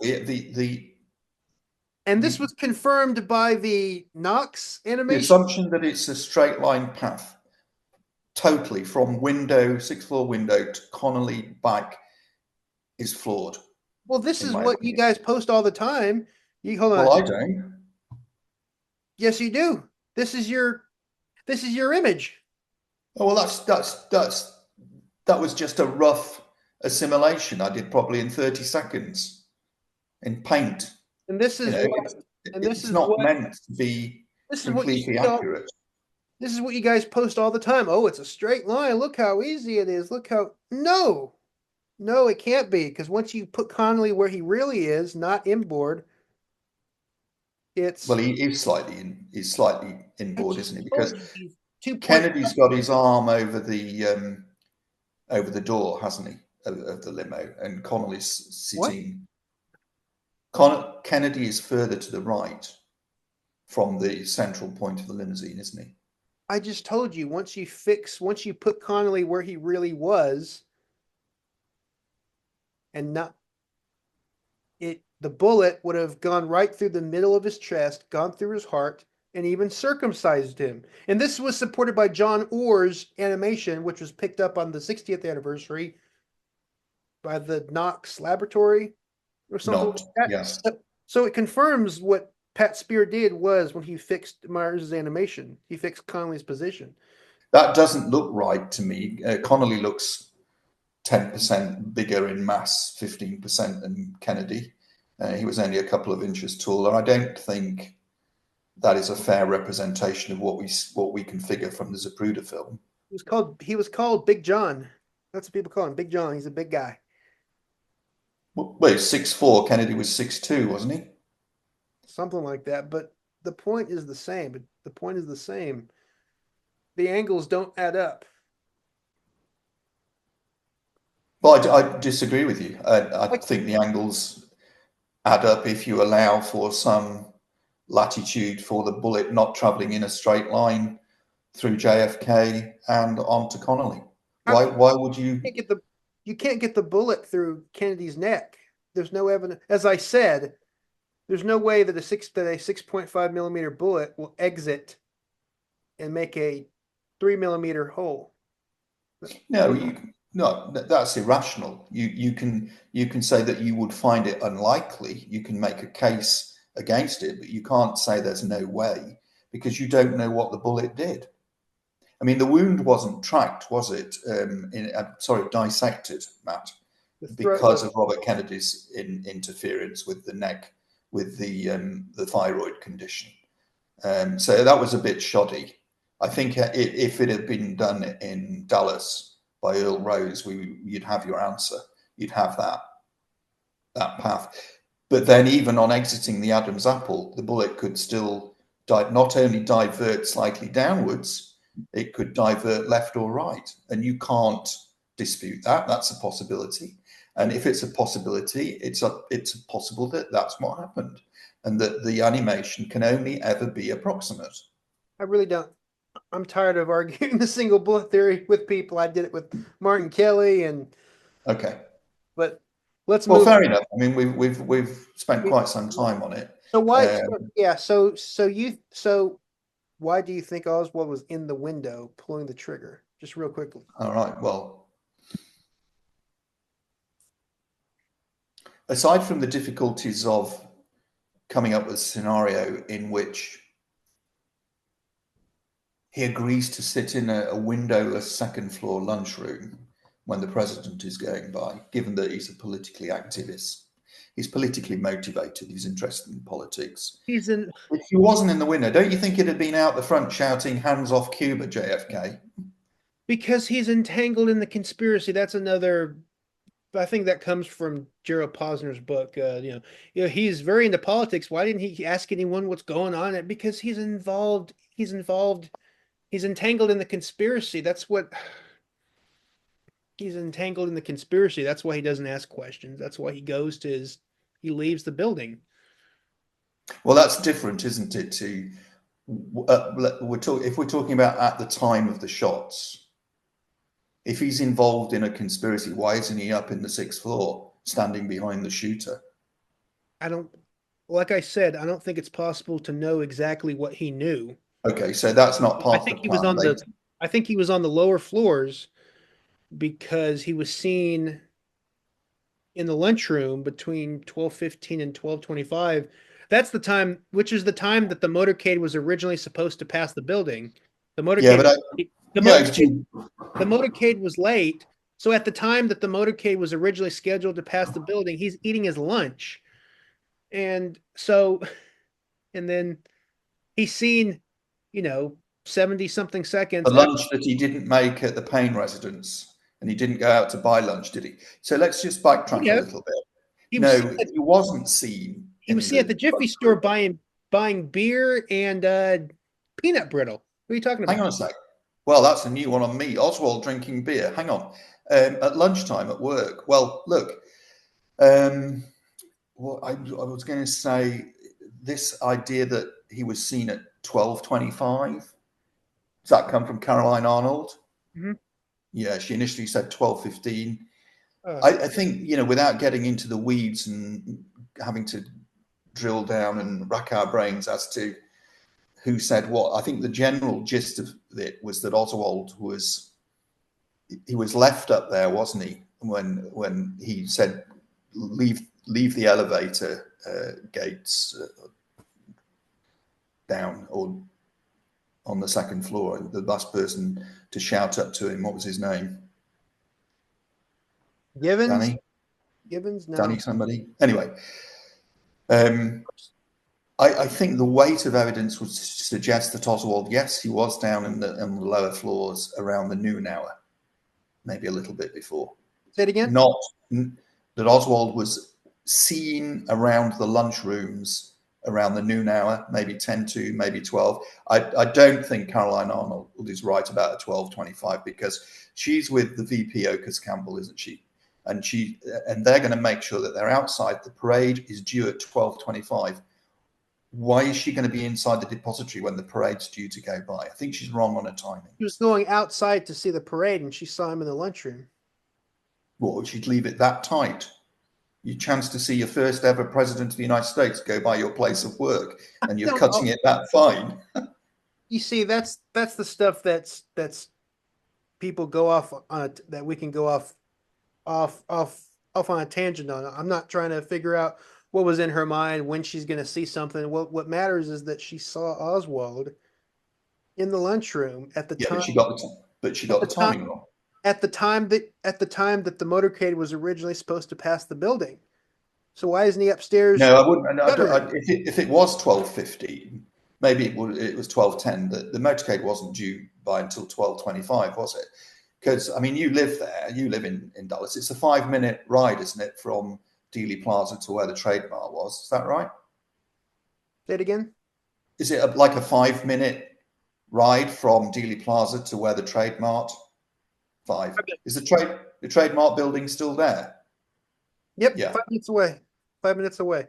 So if you're a book depository employee, you'd be thinking, okay, we're due to go by at 12:25. Best get out there for about 12:15. Yeah, Well, it's possible Oswald that's what was she hanging said. around the lunchroom at That's what she 12:15. said. She saw him between 12:15 and 12:25. That's the Well, I time think we that's the time the motorcade was originally scheduled to pass the depository. well 12. it would go past at 12:20, 12:25, wouldn't it? Yeah, if they wanted to go on the dot, but that's the thing. That's why I don't want to go off on these tangents. I'm like, well, when really would it have started? Would they have been exactly on time? Were they trying to be early or a little late? See, that's the I don't I like to stick with what people with what's I best. have to say that I would have thought that because Oswald wouldn't have known the exact times unless he just looked at the newspaper and figured out that it'd be 5 minutes. I mean, he didn't drive, but he So, could read a map. I think he would have been in place He was seen less. He was up there at least from the noon hour, at least from 12 onwards. Look, you asked me about, Oswald being in the window. So let's talk about Howard Brennan. Now, I know people say, oh, well, Howard Brennan made some claims that might be impossible. He made a mistake thinking that the assassin was standing up because he didn't, the answer to that, he didn't know the fact that the window ledge was only a foot or so above the floor. So that's why he made that mistake. But he did see a young white man in the window No one who disagrees. resembled Oswald. Now, that I think that's fairly Hardly anyone. compelling. As I've said to you before, as a juror, you couldn't convict on that. All it would be persuasive that the assassin was a young white man. No That's one all. disagrees. No one again, it's just this weird straw man. It's like we agree there was a shooter in the window. 99% of us critics believe there was a shooter in the window. Sure, but you did ask me how do I know it's Oswald, and I would say that Brennan is a factor in confirming that it wasn't a Mexican, it wasn't an African American, it wasn't a woman, it wasn't a huge, great fat person, it wasn't a dwarf, it wasn't a blonde person, you No one know. disagrees that it was a white guy shooting from the window.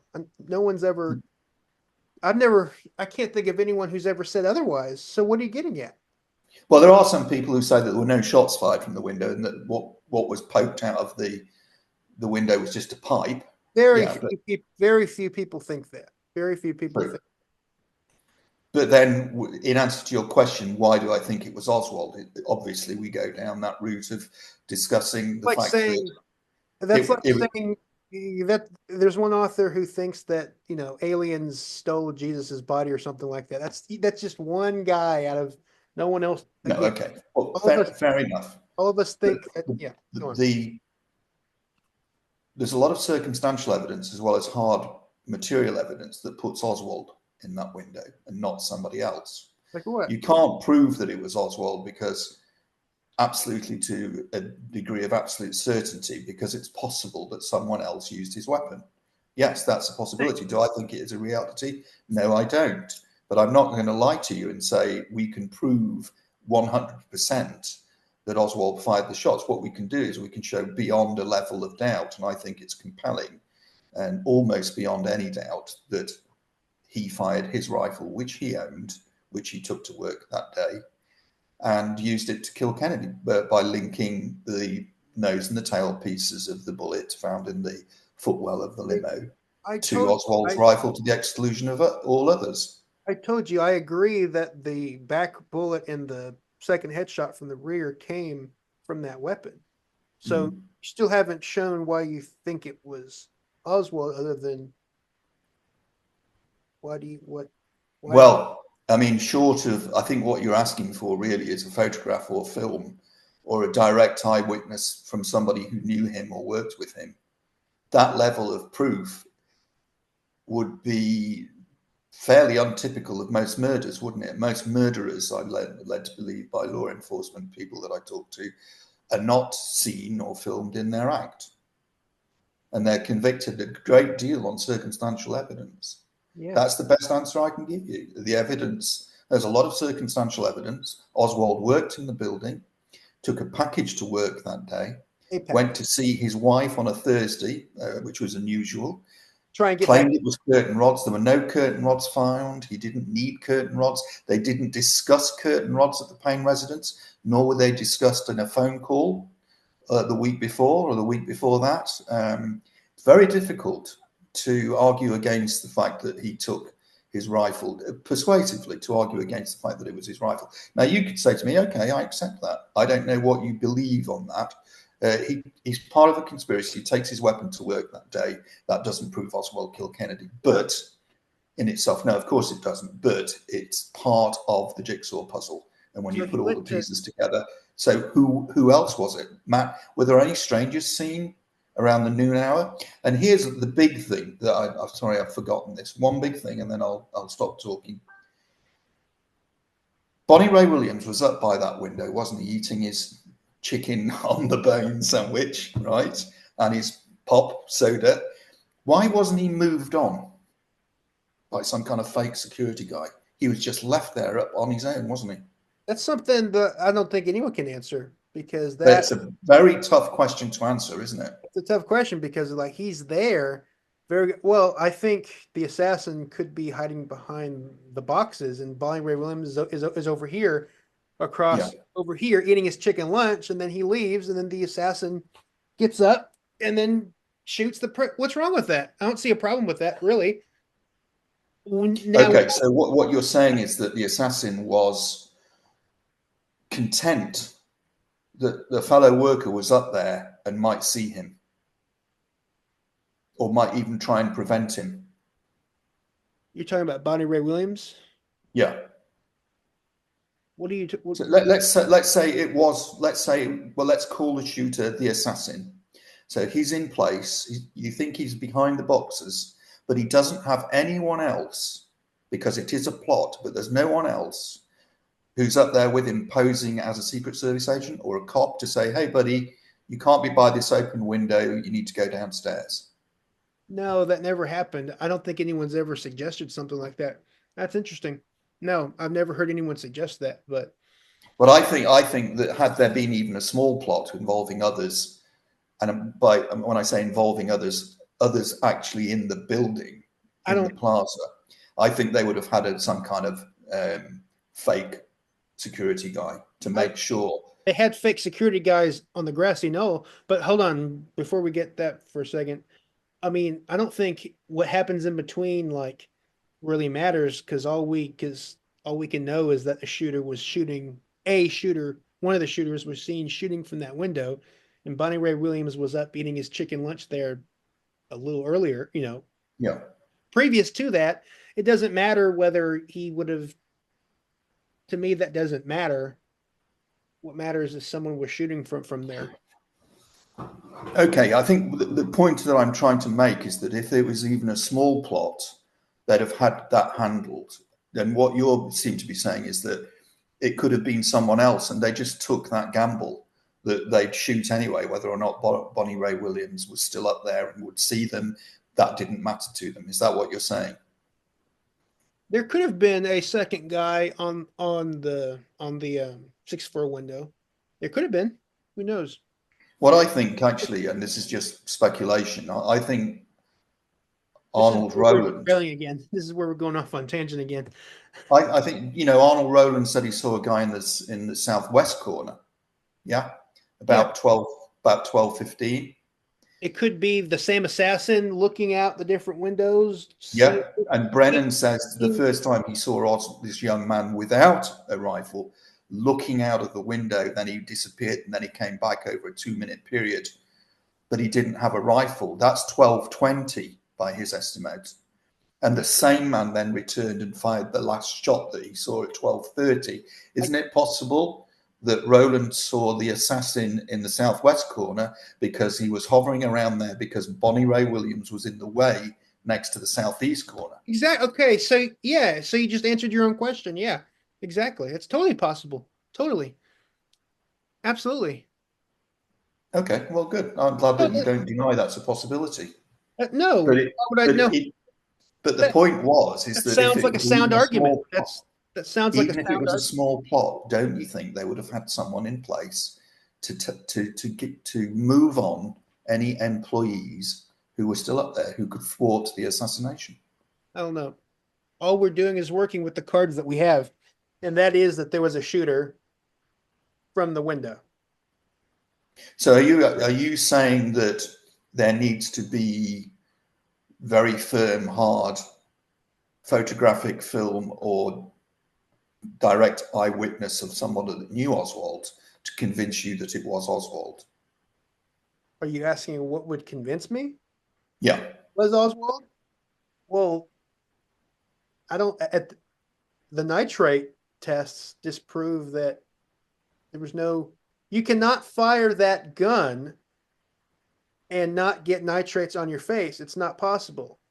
Well, that's not what Cunningham and Frazier said, is it? Of the No, FBI? no, I have his testimony right here. I've been waiting to say it. So Cortland Cunningham said that the only way to not get nitrates on your face is to do this. He said, quote, and this is volume 3, page 494. He said, quote, another man and I, we cleaned off the rifle.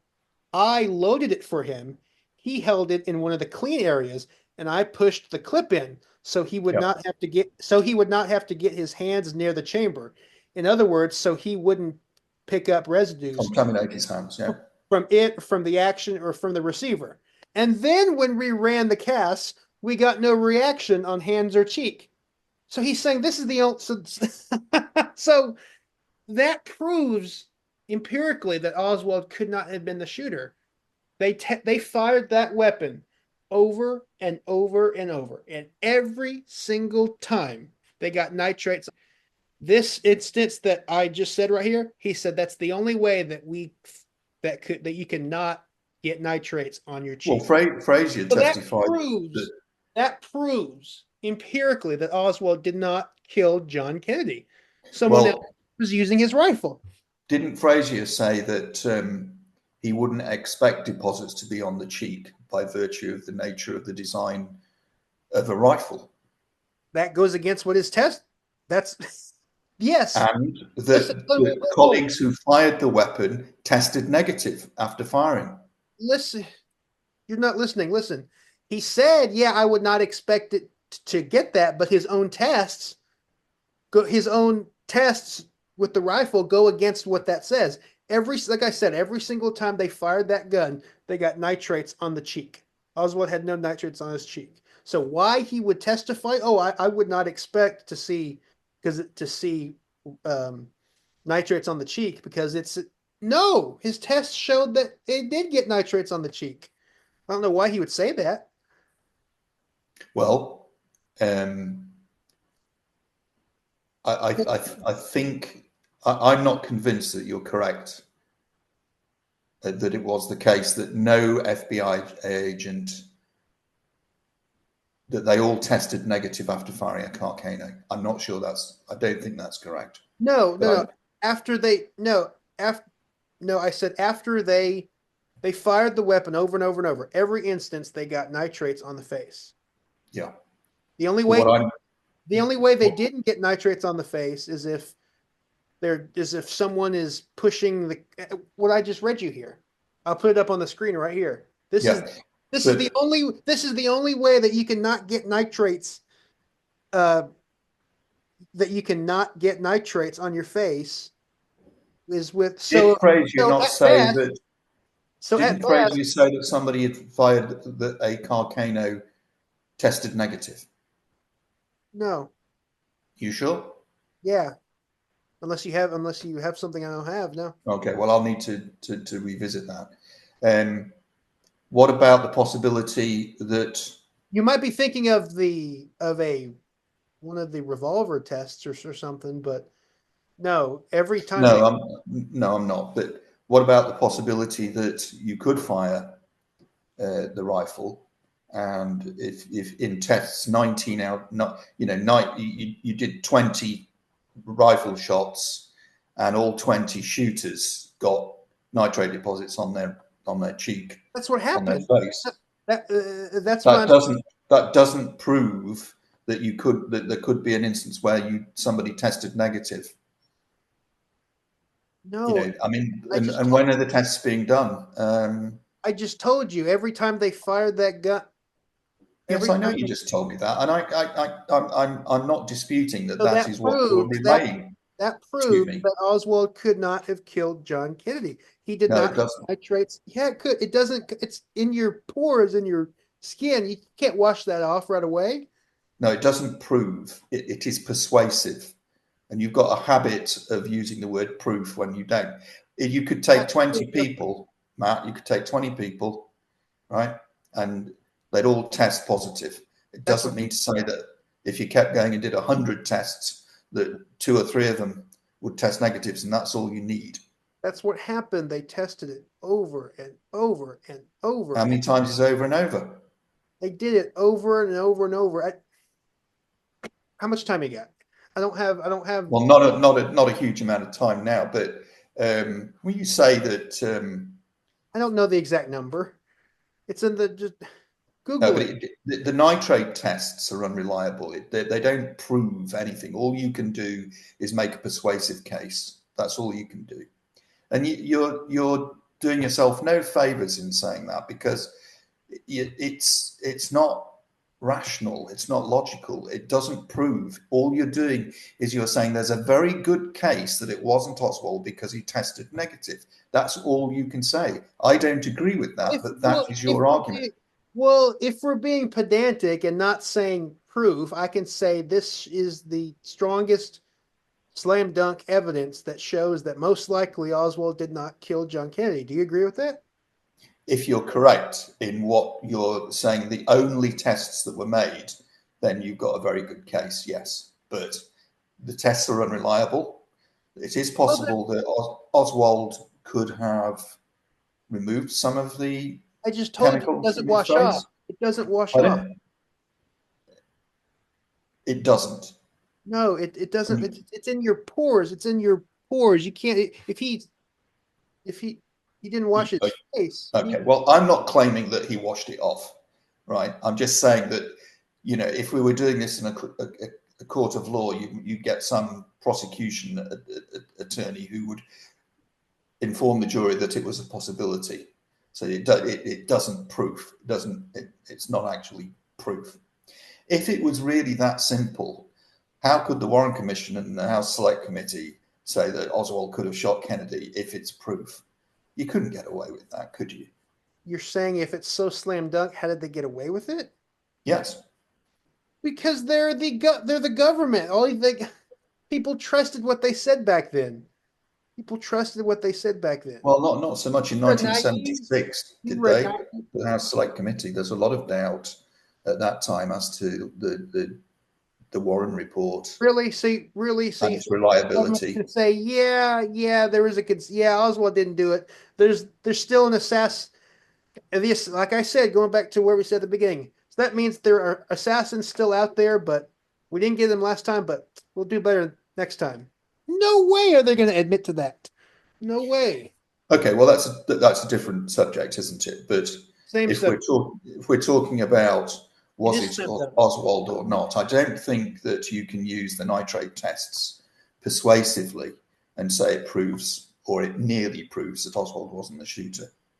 So you don't use the argument that because he had nitrates on his hand that he shot Officer Tippit with his revolver.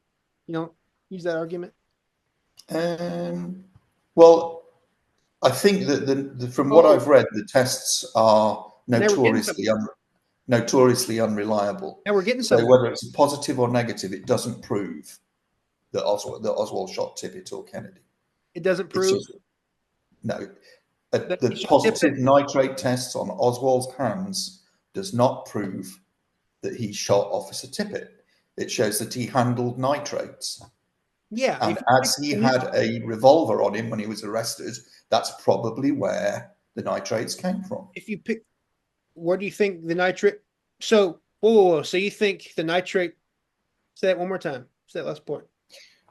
When you're handling a weapon like a revolver, there will be some residues on there if it's been used that contain nitrates, probably. So he could test positive on his hands, and he doesn't. What I'm saying, it doesn't prove that he shot Tippit. Yeah, which you will agree with. Okay, So yeah, I'm not really because making any point. you pick up a newspaper. If you pick up a newspaper, you're going to get nitrates on your hand. And Yes, or paint, what was all? or And all what was kinds. all?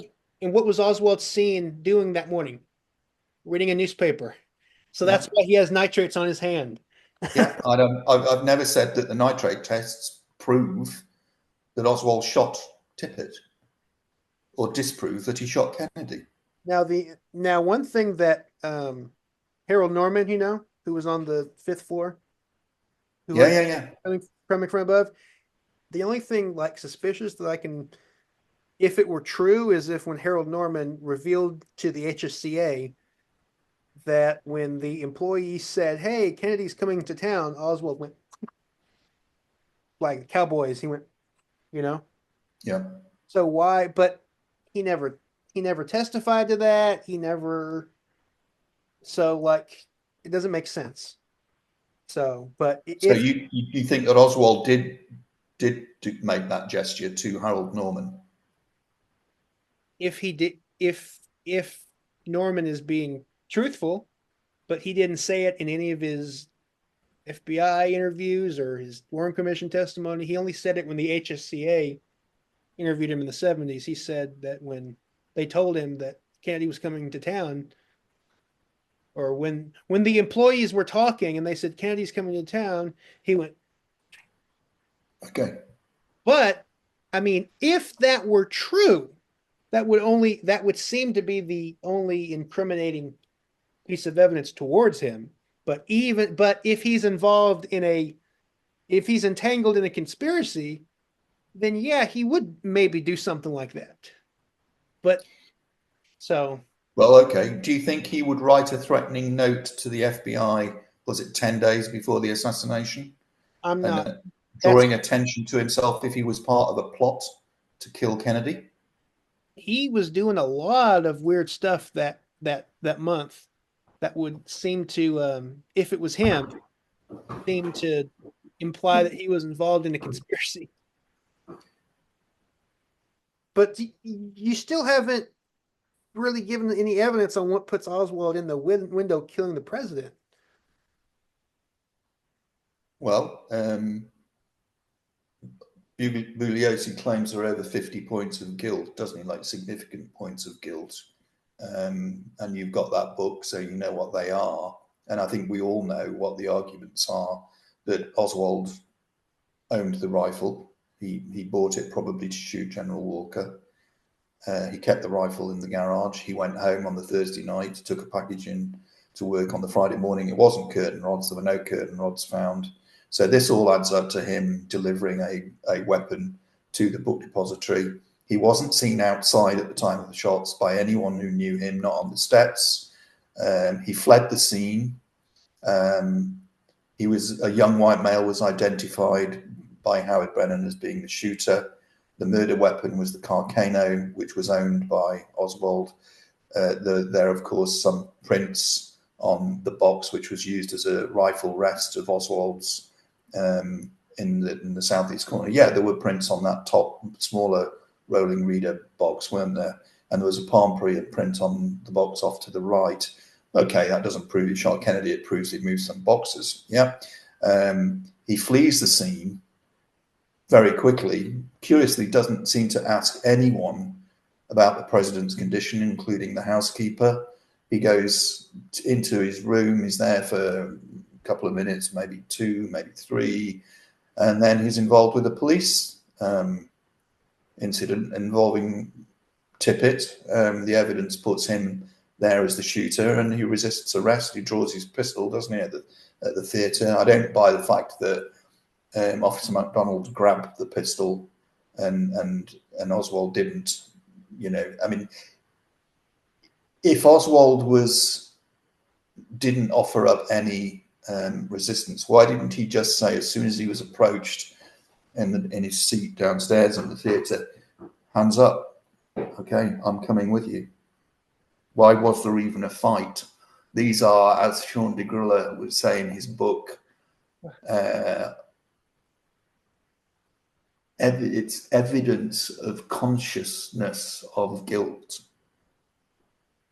All this can be true, and he can still be innocent of shooting the president. You know that you have to know this.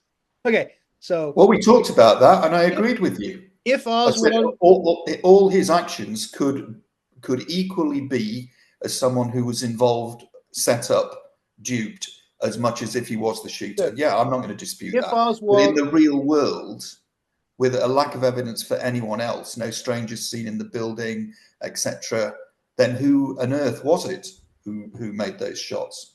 And if it was someone else within a plot, why were they using a World War II rifle that was known to have cycling problems from time to time? Not that particular one, but as a weapon, as that British rifleman, what's his name? See, I think that's just another You know, well, it wasn't always reliable. And why use a weapon that had a bolt action? I think that's another tangent. Well, why did the assassins pick this kind of rifle? That doesn't matter. What matters is the cards that were dealt with, which is what that a Mannlicher Carcano was used, and it or at least the depository. But all the things you listed, I feel like those things are just used as like a laundry list. But like I said, all this can be true, and Oswald can still be in it. Everything you said can be true, and Oswald can still be innocent of shooting Kennedy. If Oswald was involved in some sort of operation which was turned around on him to make him look like the assassin, he Yeah. he might very well have figured it out fast enough to get away. In fear of his life, he might have then picked up his revolver and then resisted arrest, and then he would lie to the police. So I answered all your that list. Well, I could ask you to can you show us that it wasn't Oswald? So, like I said, all that stuff can be true that you listed, and I just gave an alternate scenario that checks off all those boxes. So, I mean, I can't give you the names of the cops other than the three that I met, but I did meet about half a dozen who were there when the rifle was found, and it wasn't Boone and Weitzman. I didn't meet Officer Baker. I was introduced to a whole bunch of them, and they gave me a liaison officer, a young guy, and he spent half a day with me. I mean, he took me across. He said, "Have you been into the depository?" All right. And I said, no, I was going to go over and see if I could get permission. He said, well, let's go, follow me. So off we went across the street. He spoke to a manager, and the liaison officer said, this is Patrick Collins from England. He's studying the Kennedy assassination. He's doing a master's degree. Could we possibly have access to the sixth floor? And he said, yeah, follow me. And he left us up there for about an hour and a half. 2 hours. So I sat in that window on wow. my own. I think the cop, the young cop, went off to get a coffee or buy a sandwich or something. I'm just sitting there on my own, which was amazing. And I've not been back since 1985. I've not been into the depository since 1985. I've not been to the Wow. museum, not been to the sixth floor You museum. can't look out the. You're one of the rare ones who has looked out the window. Yeah, You can't look it out because of course the museum has I know. covered up with glass. What do you think to that? That they've stopped you from looking out? The comedian uh, Bill Hicks always used to joke and say that the reason they did that was so that you can't look out the window and say, "No way, the angle's not possible." But Okay. but but but Well, but they obviously preserved it for historical reasons. But did you run down the stairs to the lunchroom? yeah, he timed me. Wow, no one can do that ever. You ran down, so you were on those original stairs, right? Yeah, and I'm a little bit unsure as to what the stairs are like now, what they were like in 1985, Oh, gone, and gone. and what they were like in 1963, because Jerry Dealey and I have chatted about this on through text. I don't, when I went down those stairs, I don't recall having to cross any of the floor to go from 6 to 5, from 5 to 4, and 4 to 3, and 3 to 2. From what he's told me, there was like a little landing that you had to walk over, which added like an extra 2 or 3 yards. Is that right? Something like that. He's the expert on that. So what was? Yeah, those stairs are gone. Those stairs are gone. They have a Okay. completely new stairway, and you can't even. You can't even. So what I did, we started the clock, started his stopwatch on his watch Mhm, by the sixth floor window. mhm. So, and I left immediately. We didn't do a pause, so we can add that extra time in at the end. So I walked across to the Houston Street wall, side wall, walked across that, cut in across to where the boxes would have been near the stairway where the rifle was found, and Yeah. then walked to the back stairs on the left-hand side, the southwest corner area.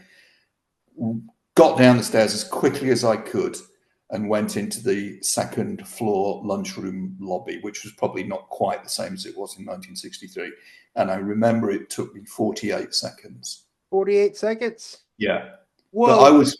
I was young and I was fit and I'm small and I was very thin and I was a runner. Now I also tried jogging and I think only saved about 3 or 4 seconds, but you could fly down the stairs. And But there's a lot. Sorry, go on. one thing that annoys me is that when I went to the archives in 1985 and I saw the Kennedy materials, the head archivist was Marilyn Johnson. Like Marilyn is a woman's name, but so was John Wayne called Marilyn. So, Marion. And I asked to see Oswald's clothing, including his shoes. And I can't remember if, I know there were black work shoes, but I can't remember if they had hard heels or soft soles and soft heels. Mm-hmm. Because I think if it had been softer, he could have moved more quickly and he wouldn't have been heard going down the stairs. But anyway, I hadn't fired a rifle in my life. I hadn't fired a gun. My brother was a Navy officer and he was quite a bit older than me, and he had a shotgun, and I'd been hunting for pheasant, I think, with him. I didn't shoot it, so I had virtually no knowledge of weapons. But when I looked out of the window, and I was 23, 24 years old, thereabouts, it looked pretty close to me. I mean, I don't know how you feel about it. Some authors have said, that they've been up there, looked out of that window, and decided that Oswald couldn't have, or anyone could have made those shots. It struck me straight away. It's not about that. It's about that Kennedy and Connally were wounded in less time than it took to fire the rifle twice, and the last two shots were bang bang. So I always harp on people who say, "Whoa, you can fire 3 shots in 6 seconds," but like that's not the point. The point is that the Kennedy and Connally were hit in less. Look at this Zapruder film. They were hit. There were less time that it took to fire. Well, yeah, that's why we have the single bullet theory, mainly because of the timing, isn't it? But yeah, but I just don't. That bang bang thing that you just mentioned. I don't agree with that. I think if you look at the shots hit Kennedy at Z221 to Z312, 313. That's pretty bang on, 5 seconds apart, isn't it?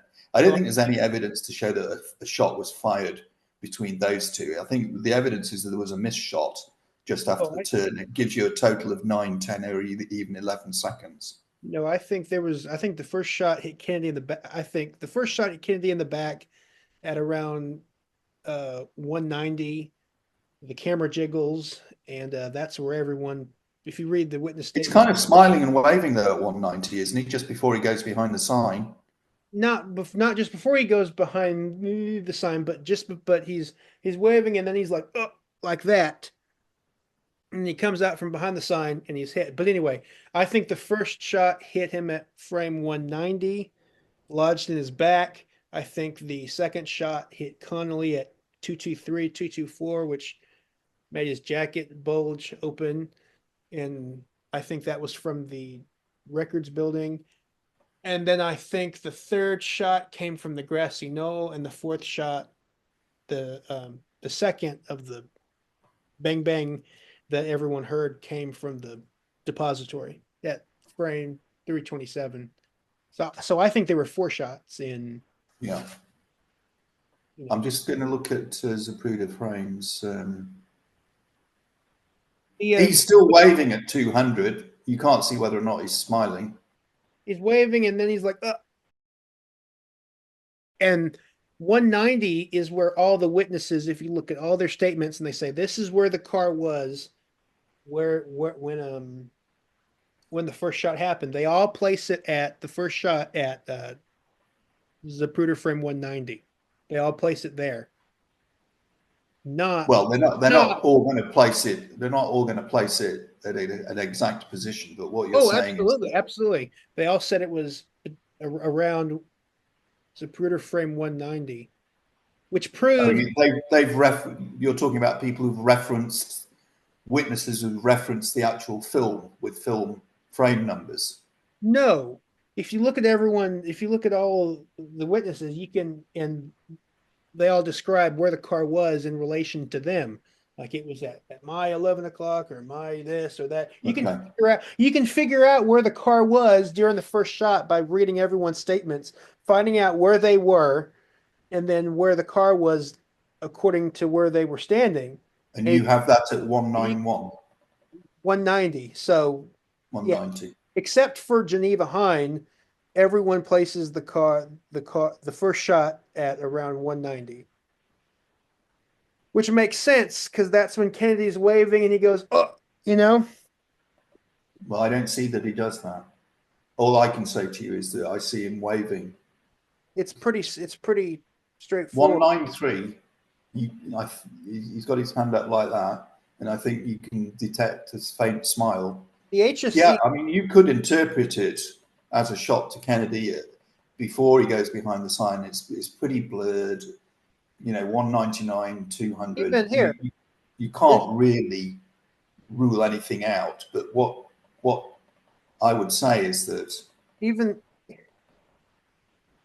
yeah, so the thing is that counters that really is that oh, you can just see in 224 as Kennedy starts to appear, his hands are just starting to move.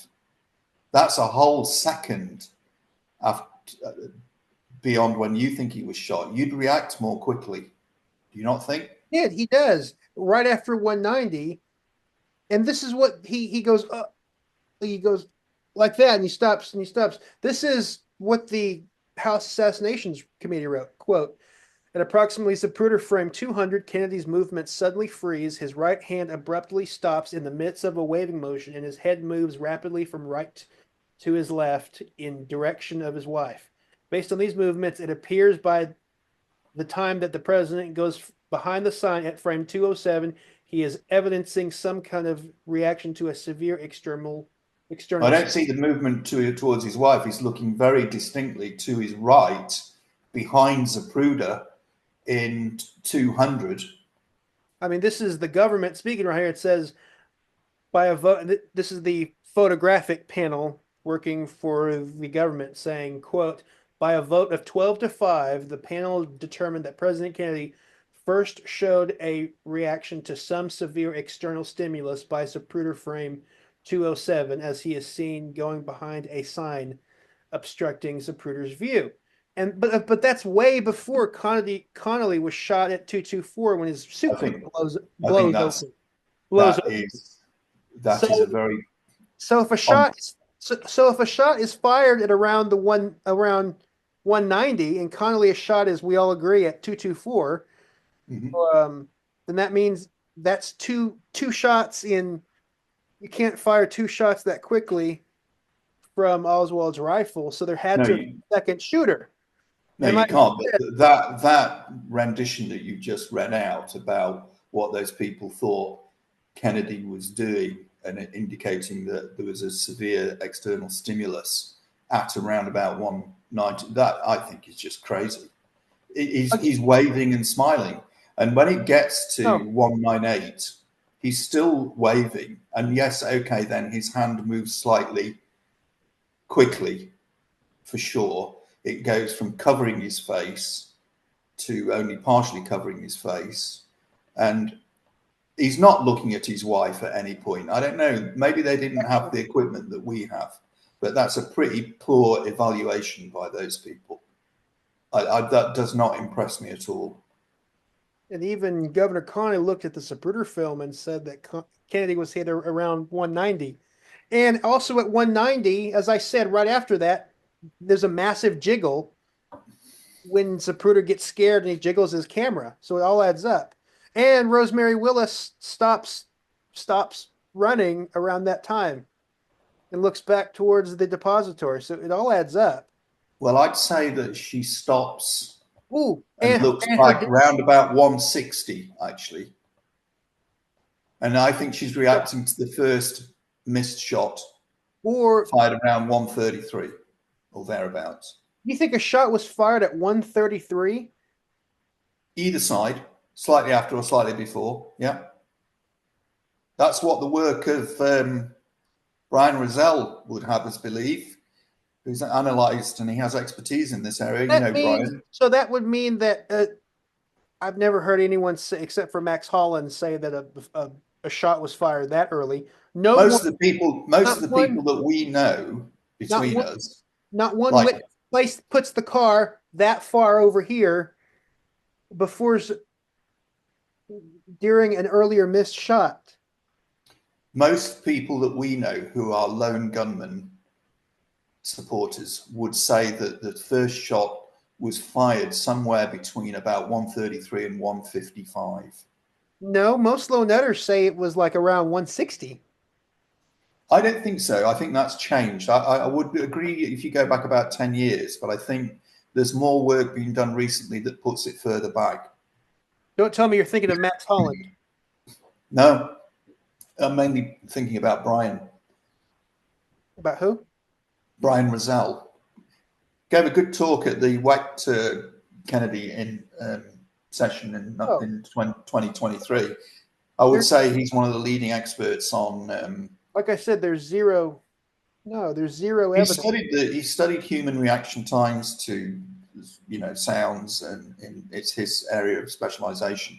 And he says the photographic evidence, the Zapruder film, would support a shot fired just after the turn, possibly even before Zapruder was restarted filming. No witness. No eyewitness to the crime. Again, 266 witnesses said that that it was that early.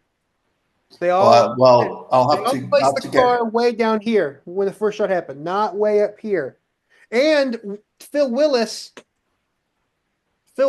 tells us, Phil Willis's photo tells us when the first shot happened. Just he clicked his camera as a response to the first shot scaring him. The first shot, he was about to take a picture, and the first shot went off and it scared him, and he clicked his camera. So Okay. that time stamps when the first shot happened, and that was at frame 202. So if the shot happened right a little before 202 when he clicked his camera, that would be about frame 190, which it all Yeah, adds up. if he's right that he took the picture immediately after hearing and That's what reacting straight away. that's what he But testified to. He's taking a picture, and then he's about to take a picture. The shot goes off and it scares him, and he clicks the camera. So he timestamps it as when the first shot happened. well, it's just his recollection. It doesn't mean he's right. That's what he testified to. That's what he said happened. But And that doesn't prove anything, Matt. and then You've got Bronson this tendency to select things as proof, and then as Bronson. scientific evidence. It's just his recollection. There are other people there who said that the shot happened just after the turn. No, it didn't. Didn't Only Amos one person. Ewins? No, only as I said, only one person, Geneva Hine, can be said that it was that the car was around one frame 160 when it happened. But no, Charles Bronson, he said that when he took his picture, he took it at the moment a shot went off, and that was at frame 226. And damn, that's exactly when it happened. Conley was shot at frame 223, 224. Yeah. So Willis. Well, Bronson was right. So the Willis react. may have been wrong. So the reactions in the car. You're trying to have it.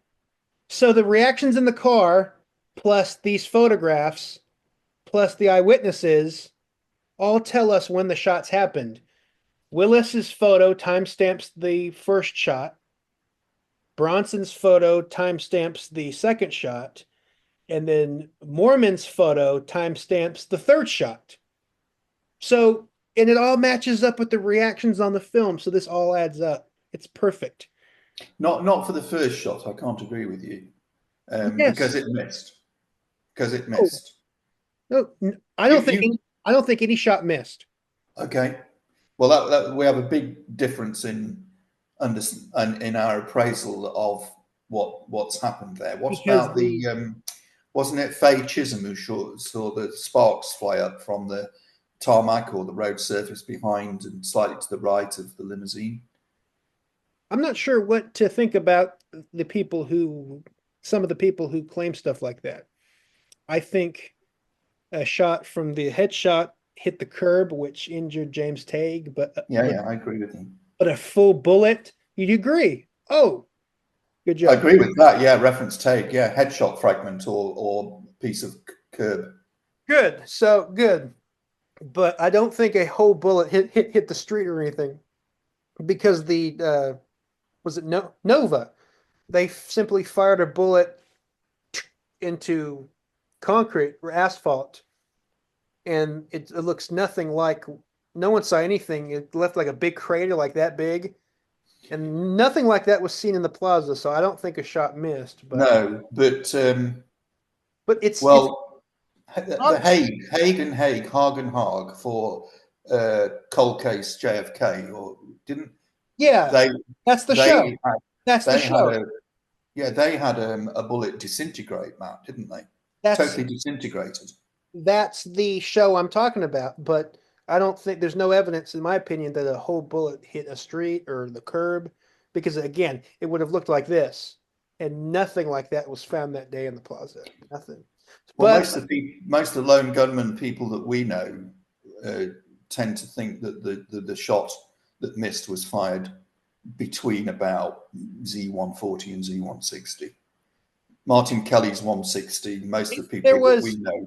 if there was a fifth shot, if there was a fish, I there is possible a fifth shot was fired that missed. That could be, but I'm not. Where All, would you have that being fired? I have After the no. I have. no idea. That would be right before Connolly was hit. I forgot. I'll have to look at where the acoustics places that shot, but I'll insert this Zapruder film right here on when Don Thomas says that a rogue shot hit was fired. So that could be a missed shot. I have no idea. I don't care about a missed shot. I just care about the four bullets that were definitely fired. But to nip this in the butt for a second, to me, it seems obvious that the first shot was fired at 190, second shot was fired at 223, 224, third shot was, and then the last two shots, bang bang, which everyone heard, was at 312 and 327. To me, I mean, that's my opinion. And you can read that in. Well, I don't think it's obvious about the bang bang two simultaneous shot. That could have been one shot with an echo. There's no evidence for. I don't agree with you that there's evidence for a front shooter. I think most of the people that I met, and I couldn't list the names at the moment. The ones that I met, the ladies down the side of the street, and And some of the better known ones. Most of them, as I recall, told me that the shots were about evenly spaced. And you've got other people who say shots 1 and 2 were further apart and shots 2 and 3 were closer. And you've got some people who say no, shots 1 and 2 were closer to each other and 2 and 3 were further apart. So all we can say is that the two that hit struck 5 seconds apart. That's all we know for sure, isn't it? And there's even people like Mike Majerus, who wrote Phantom Shot, very, very well informed lawyer, was in Montana, now he's in the DC area. His book, Phantom Shot, the central thesis is that there were only two shots. There was no early missed shot, no missed shot at all. And he has a lot of. Have you got it? Have you read it? which Because book? even if you don't agree with that Which book? central thesis, the book itself is No, I superb. don't know, but I think Superb. It's one of the best books on the case. so too. A So lot of people apparently only said there were two shots initially and then changed their minds to three. no, it was the majority of people heard three shots. The majority of people heard three shots. Now, my answer to that is that I think it would depend on who, where people were standing. People on this side of the Philly Plaza heard three even shots. The people on this side of the plaza heard bang, bang, bang. I think there were. It's hard to explain, but I think there were 4 shots total. If you were standing over here, you would hear 3 even shots. If you were here, you'd hear a shot, a pause, and then bang bang. But Okay. altogether, there were 4 shots. This each group of witness did not hear 1 shot. They You've each got those two. they each heard 3 shots, but they each group of people missed based on the acoustics of the plaza. Each group missed hearing a shot. Does that make sense? Okay, I don't have data on the groupings. I have those 2 photographs. It's David Gilbert in Australia. He produced them. You've got them. We've looked at them a number of times. So he's got color. He's got a green dot, a red dot, and an orange dot, according to where the witness was standing and how many shots they thought they heard and where the shots came from. Two This different a website? photographs. This a website? Um, I'll have to. I'll send them on a message to you. Okay. David Gilbert.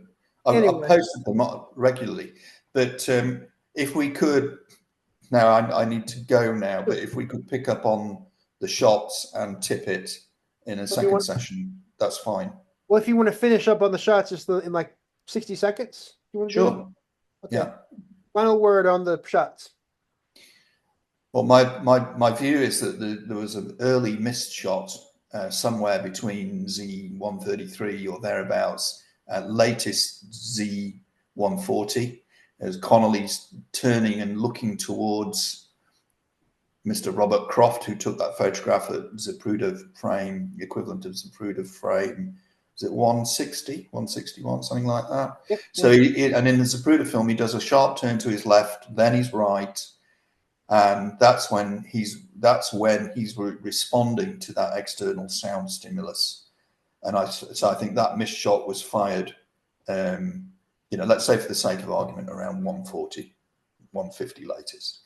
Then the second shot hits Kennedy and Connolly at the same time in Z221-22, and the third shot hits between the exposure of frames 312 and 313. When 313 is exposed, some of the bones already traveled about 6 feet forwards. So I think Nick Nally told me that it was likely that the headshot actually impacted at Z312.2, something like that. Yeah. That's what I think. No witness at all says an earlier shot was that early. No one does. Like I said, they all placed the car here at 190. And Pat Spear has proven that. He analyzed every witness, and all but one placed the car right here at 190, exactly where the evidence tells us that he was hit. And where like I said, the film shows that he's hit there. And it scares Willis, and he takes his photo because of it. And there's the jiggle. So again, and the House Assassinations Committee said that's when he showed a stimulus, and he's waving, and he, like I said, it all adds up to me. It adds up. I don't see what more evidence, what more proof. Someone. Well, what's the difference in time between Z140 and 190? You're saying 50 divided by, yeah, it's only about 2.5, 3 seconds, isn't it? Yeah. I mean, people could be mistaken. But do you see how I've built the case for, since we agree that Connolly was hit at 224, I've built this strong case that Kennedy was hit at 190. All the evidence points there, and you can't fire. There's 1.6 seconds between those 2 shots. The rifle can't be fired that quickly. So, do you concede that, or how do you? No, I don't think you've not persuaded me at all that Kennedy was hit about 190. No, not at all. Is there anything else wanted to cover on Dealey Plaza? Because I know that's part of your bread and butter. Anything else you wanted to talk Well, about? certainly the shooting interests me more than anything else, and the timing of the shots, whether or not it was possible for Oswald to have fired But I think, yeah, we've covered pretty much everything. I think, yeah. To me it's a done deal that a shot was fired from the fence. Here's where you want me to read to you real quickly. Look, I cataloged all the descriptions that they said that the frontal shot came from. Quote, the railroad tracks, the underpass, the triple underpass in front of or beside the president, the viaduct, the cavalcade, the hill between the railroads and the TSBD, west of the TSBD, the railroad yards, the knoll, the group of trees around the head of the motorcade, somewhere towards the front, that concrete little deal on that knoll, between the underpass and the building right on that knoll, the little plaza sitting on the hill, the arcade between the bookstore and the underpass, the garden, the cement memorial building, the triple overpass, across the overpass, the alcove near the bushes, the trees, the corner up there, the park, the shrubs, up the slope, the overpass, the little Yeah, concrete structure, the bushes, the terrace, the monument, a fence, the colonnade. So, I mean, yeah. that's where all the 58 people described where the frontal shot came from the direction. So, I mean, do you think all these 58 people are wrong? I think you'll find that they're referring to where they thought all the shots came from. It doesn't matter. Where did they say? Do you agree that? Do you think they're wrong? I think that all those people who thought that all the shots came from the front are wrong. Well, I don't think they were really asked. Did all the shots come from there, or where did you? I mean, there's shots coming from multiple directions, in my opinion. So they're just asked, what they. Well, the harsh answer to that question is that the evidence shows that all the shots were fired from the book depository. So yes, they were wrong. So you think 58 people are wrong? Yeah, absolutely. Yeah, I don't believe there was a shot from the front. I don't think there's any evidence for it. You don't think No. so? You really think there's no evidence at all of a frontal headshot? I think all the shots were fired with the Carcano from the book depository building, and I'm open to a conspiracy. I think Oswald was the shooter. So yeah, I mean, I think all those people, it's probably more than 58 as well. All the people who had the belief that the shots came from the garden area, the knoll, the fence, the picket fence, the overpass, the rail yards, they're all wrong. Yeah, absolutely. Okay. So, all right. Okay, fair enough then. So we'll pick up. Just let me know when you want to do part two. Tippett. We'll talk Okay. about Tippett. Tippett. Hey, yeah, my favourite subject. Okay. Well, because everyone during my I've been posting these debates and people are like, why aren't you talking about Tippett? Because I'm the Tippett guru or however You people are. call me. So people want more Tippett, and I'm like, okay, let's do that. So let's have that. Hey Patrick, thanks so much for coming on. This has been fun. Nice. Yeah, good to meet you, Matt, and enjoy your day. And I look forward to speaking to you again. All right, thanks for coming on. You have a good Okay, one. buddy. Yeah, cheerio now. Bye. Bye.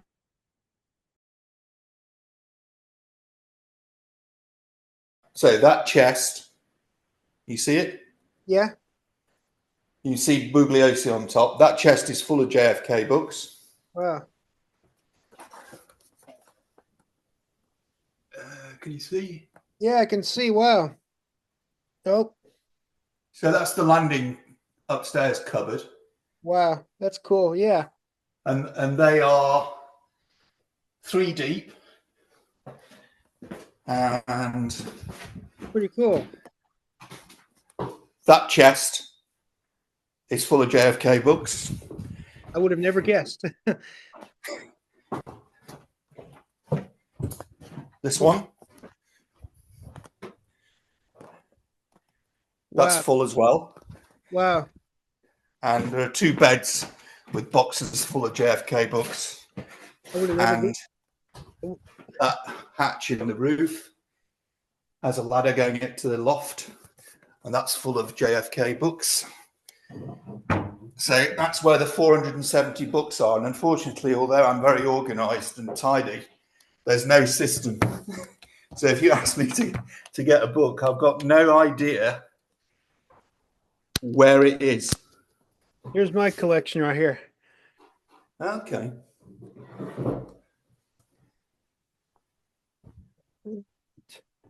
I wonder if you've got any that I haven't got. How many books have you got there in total? Couple hundred, about 200 something. Yeah.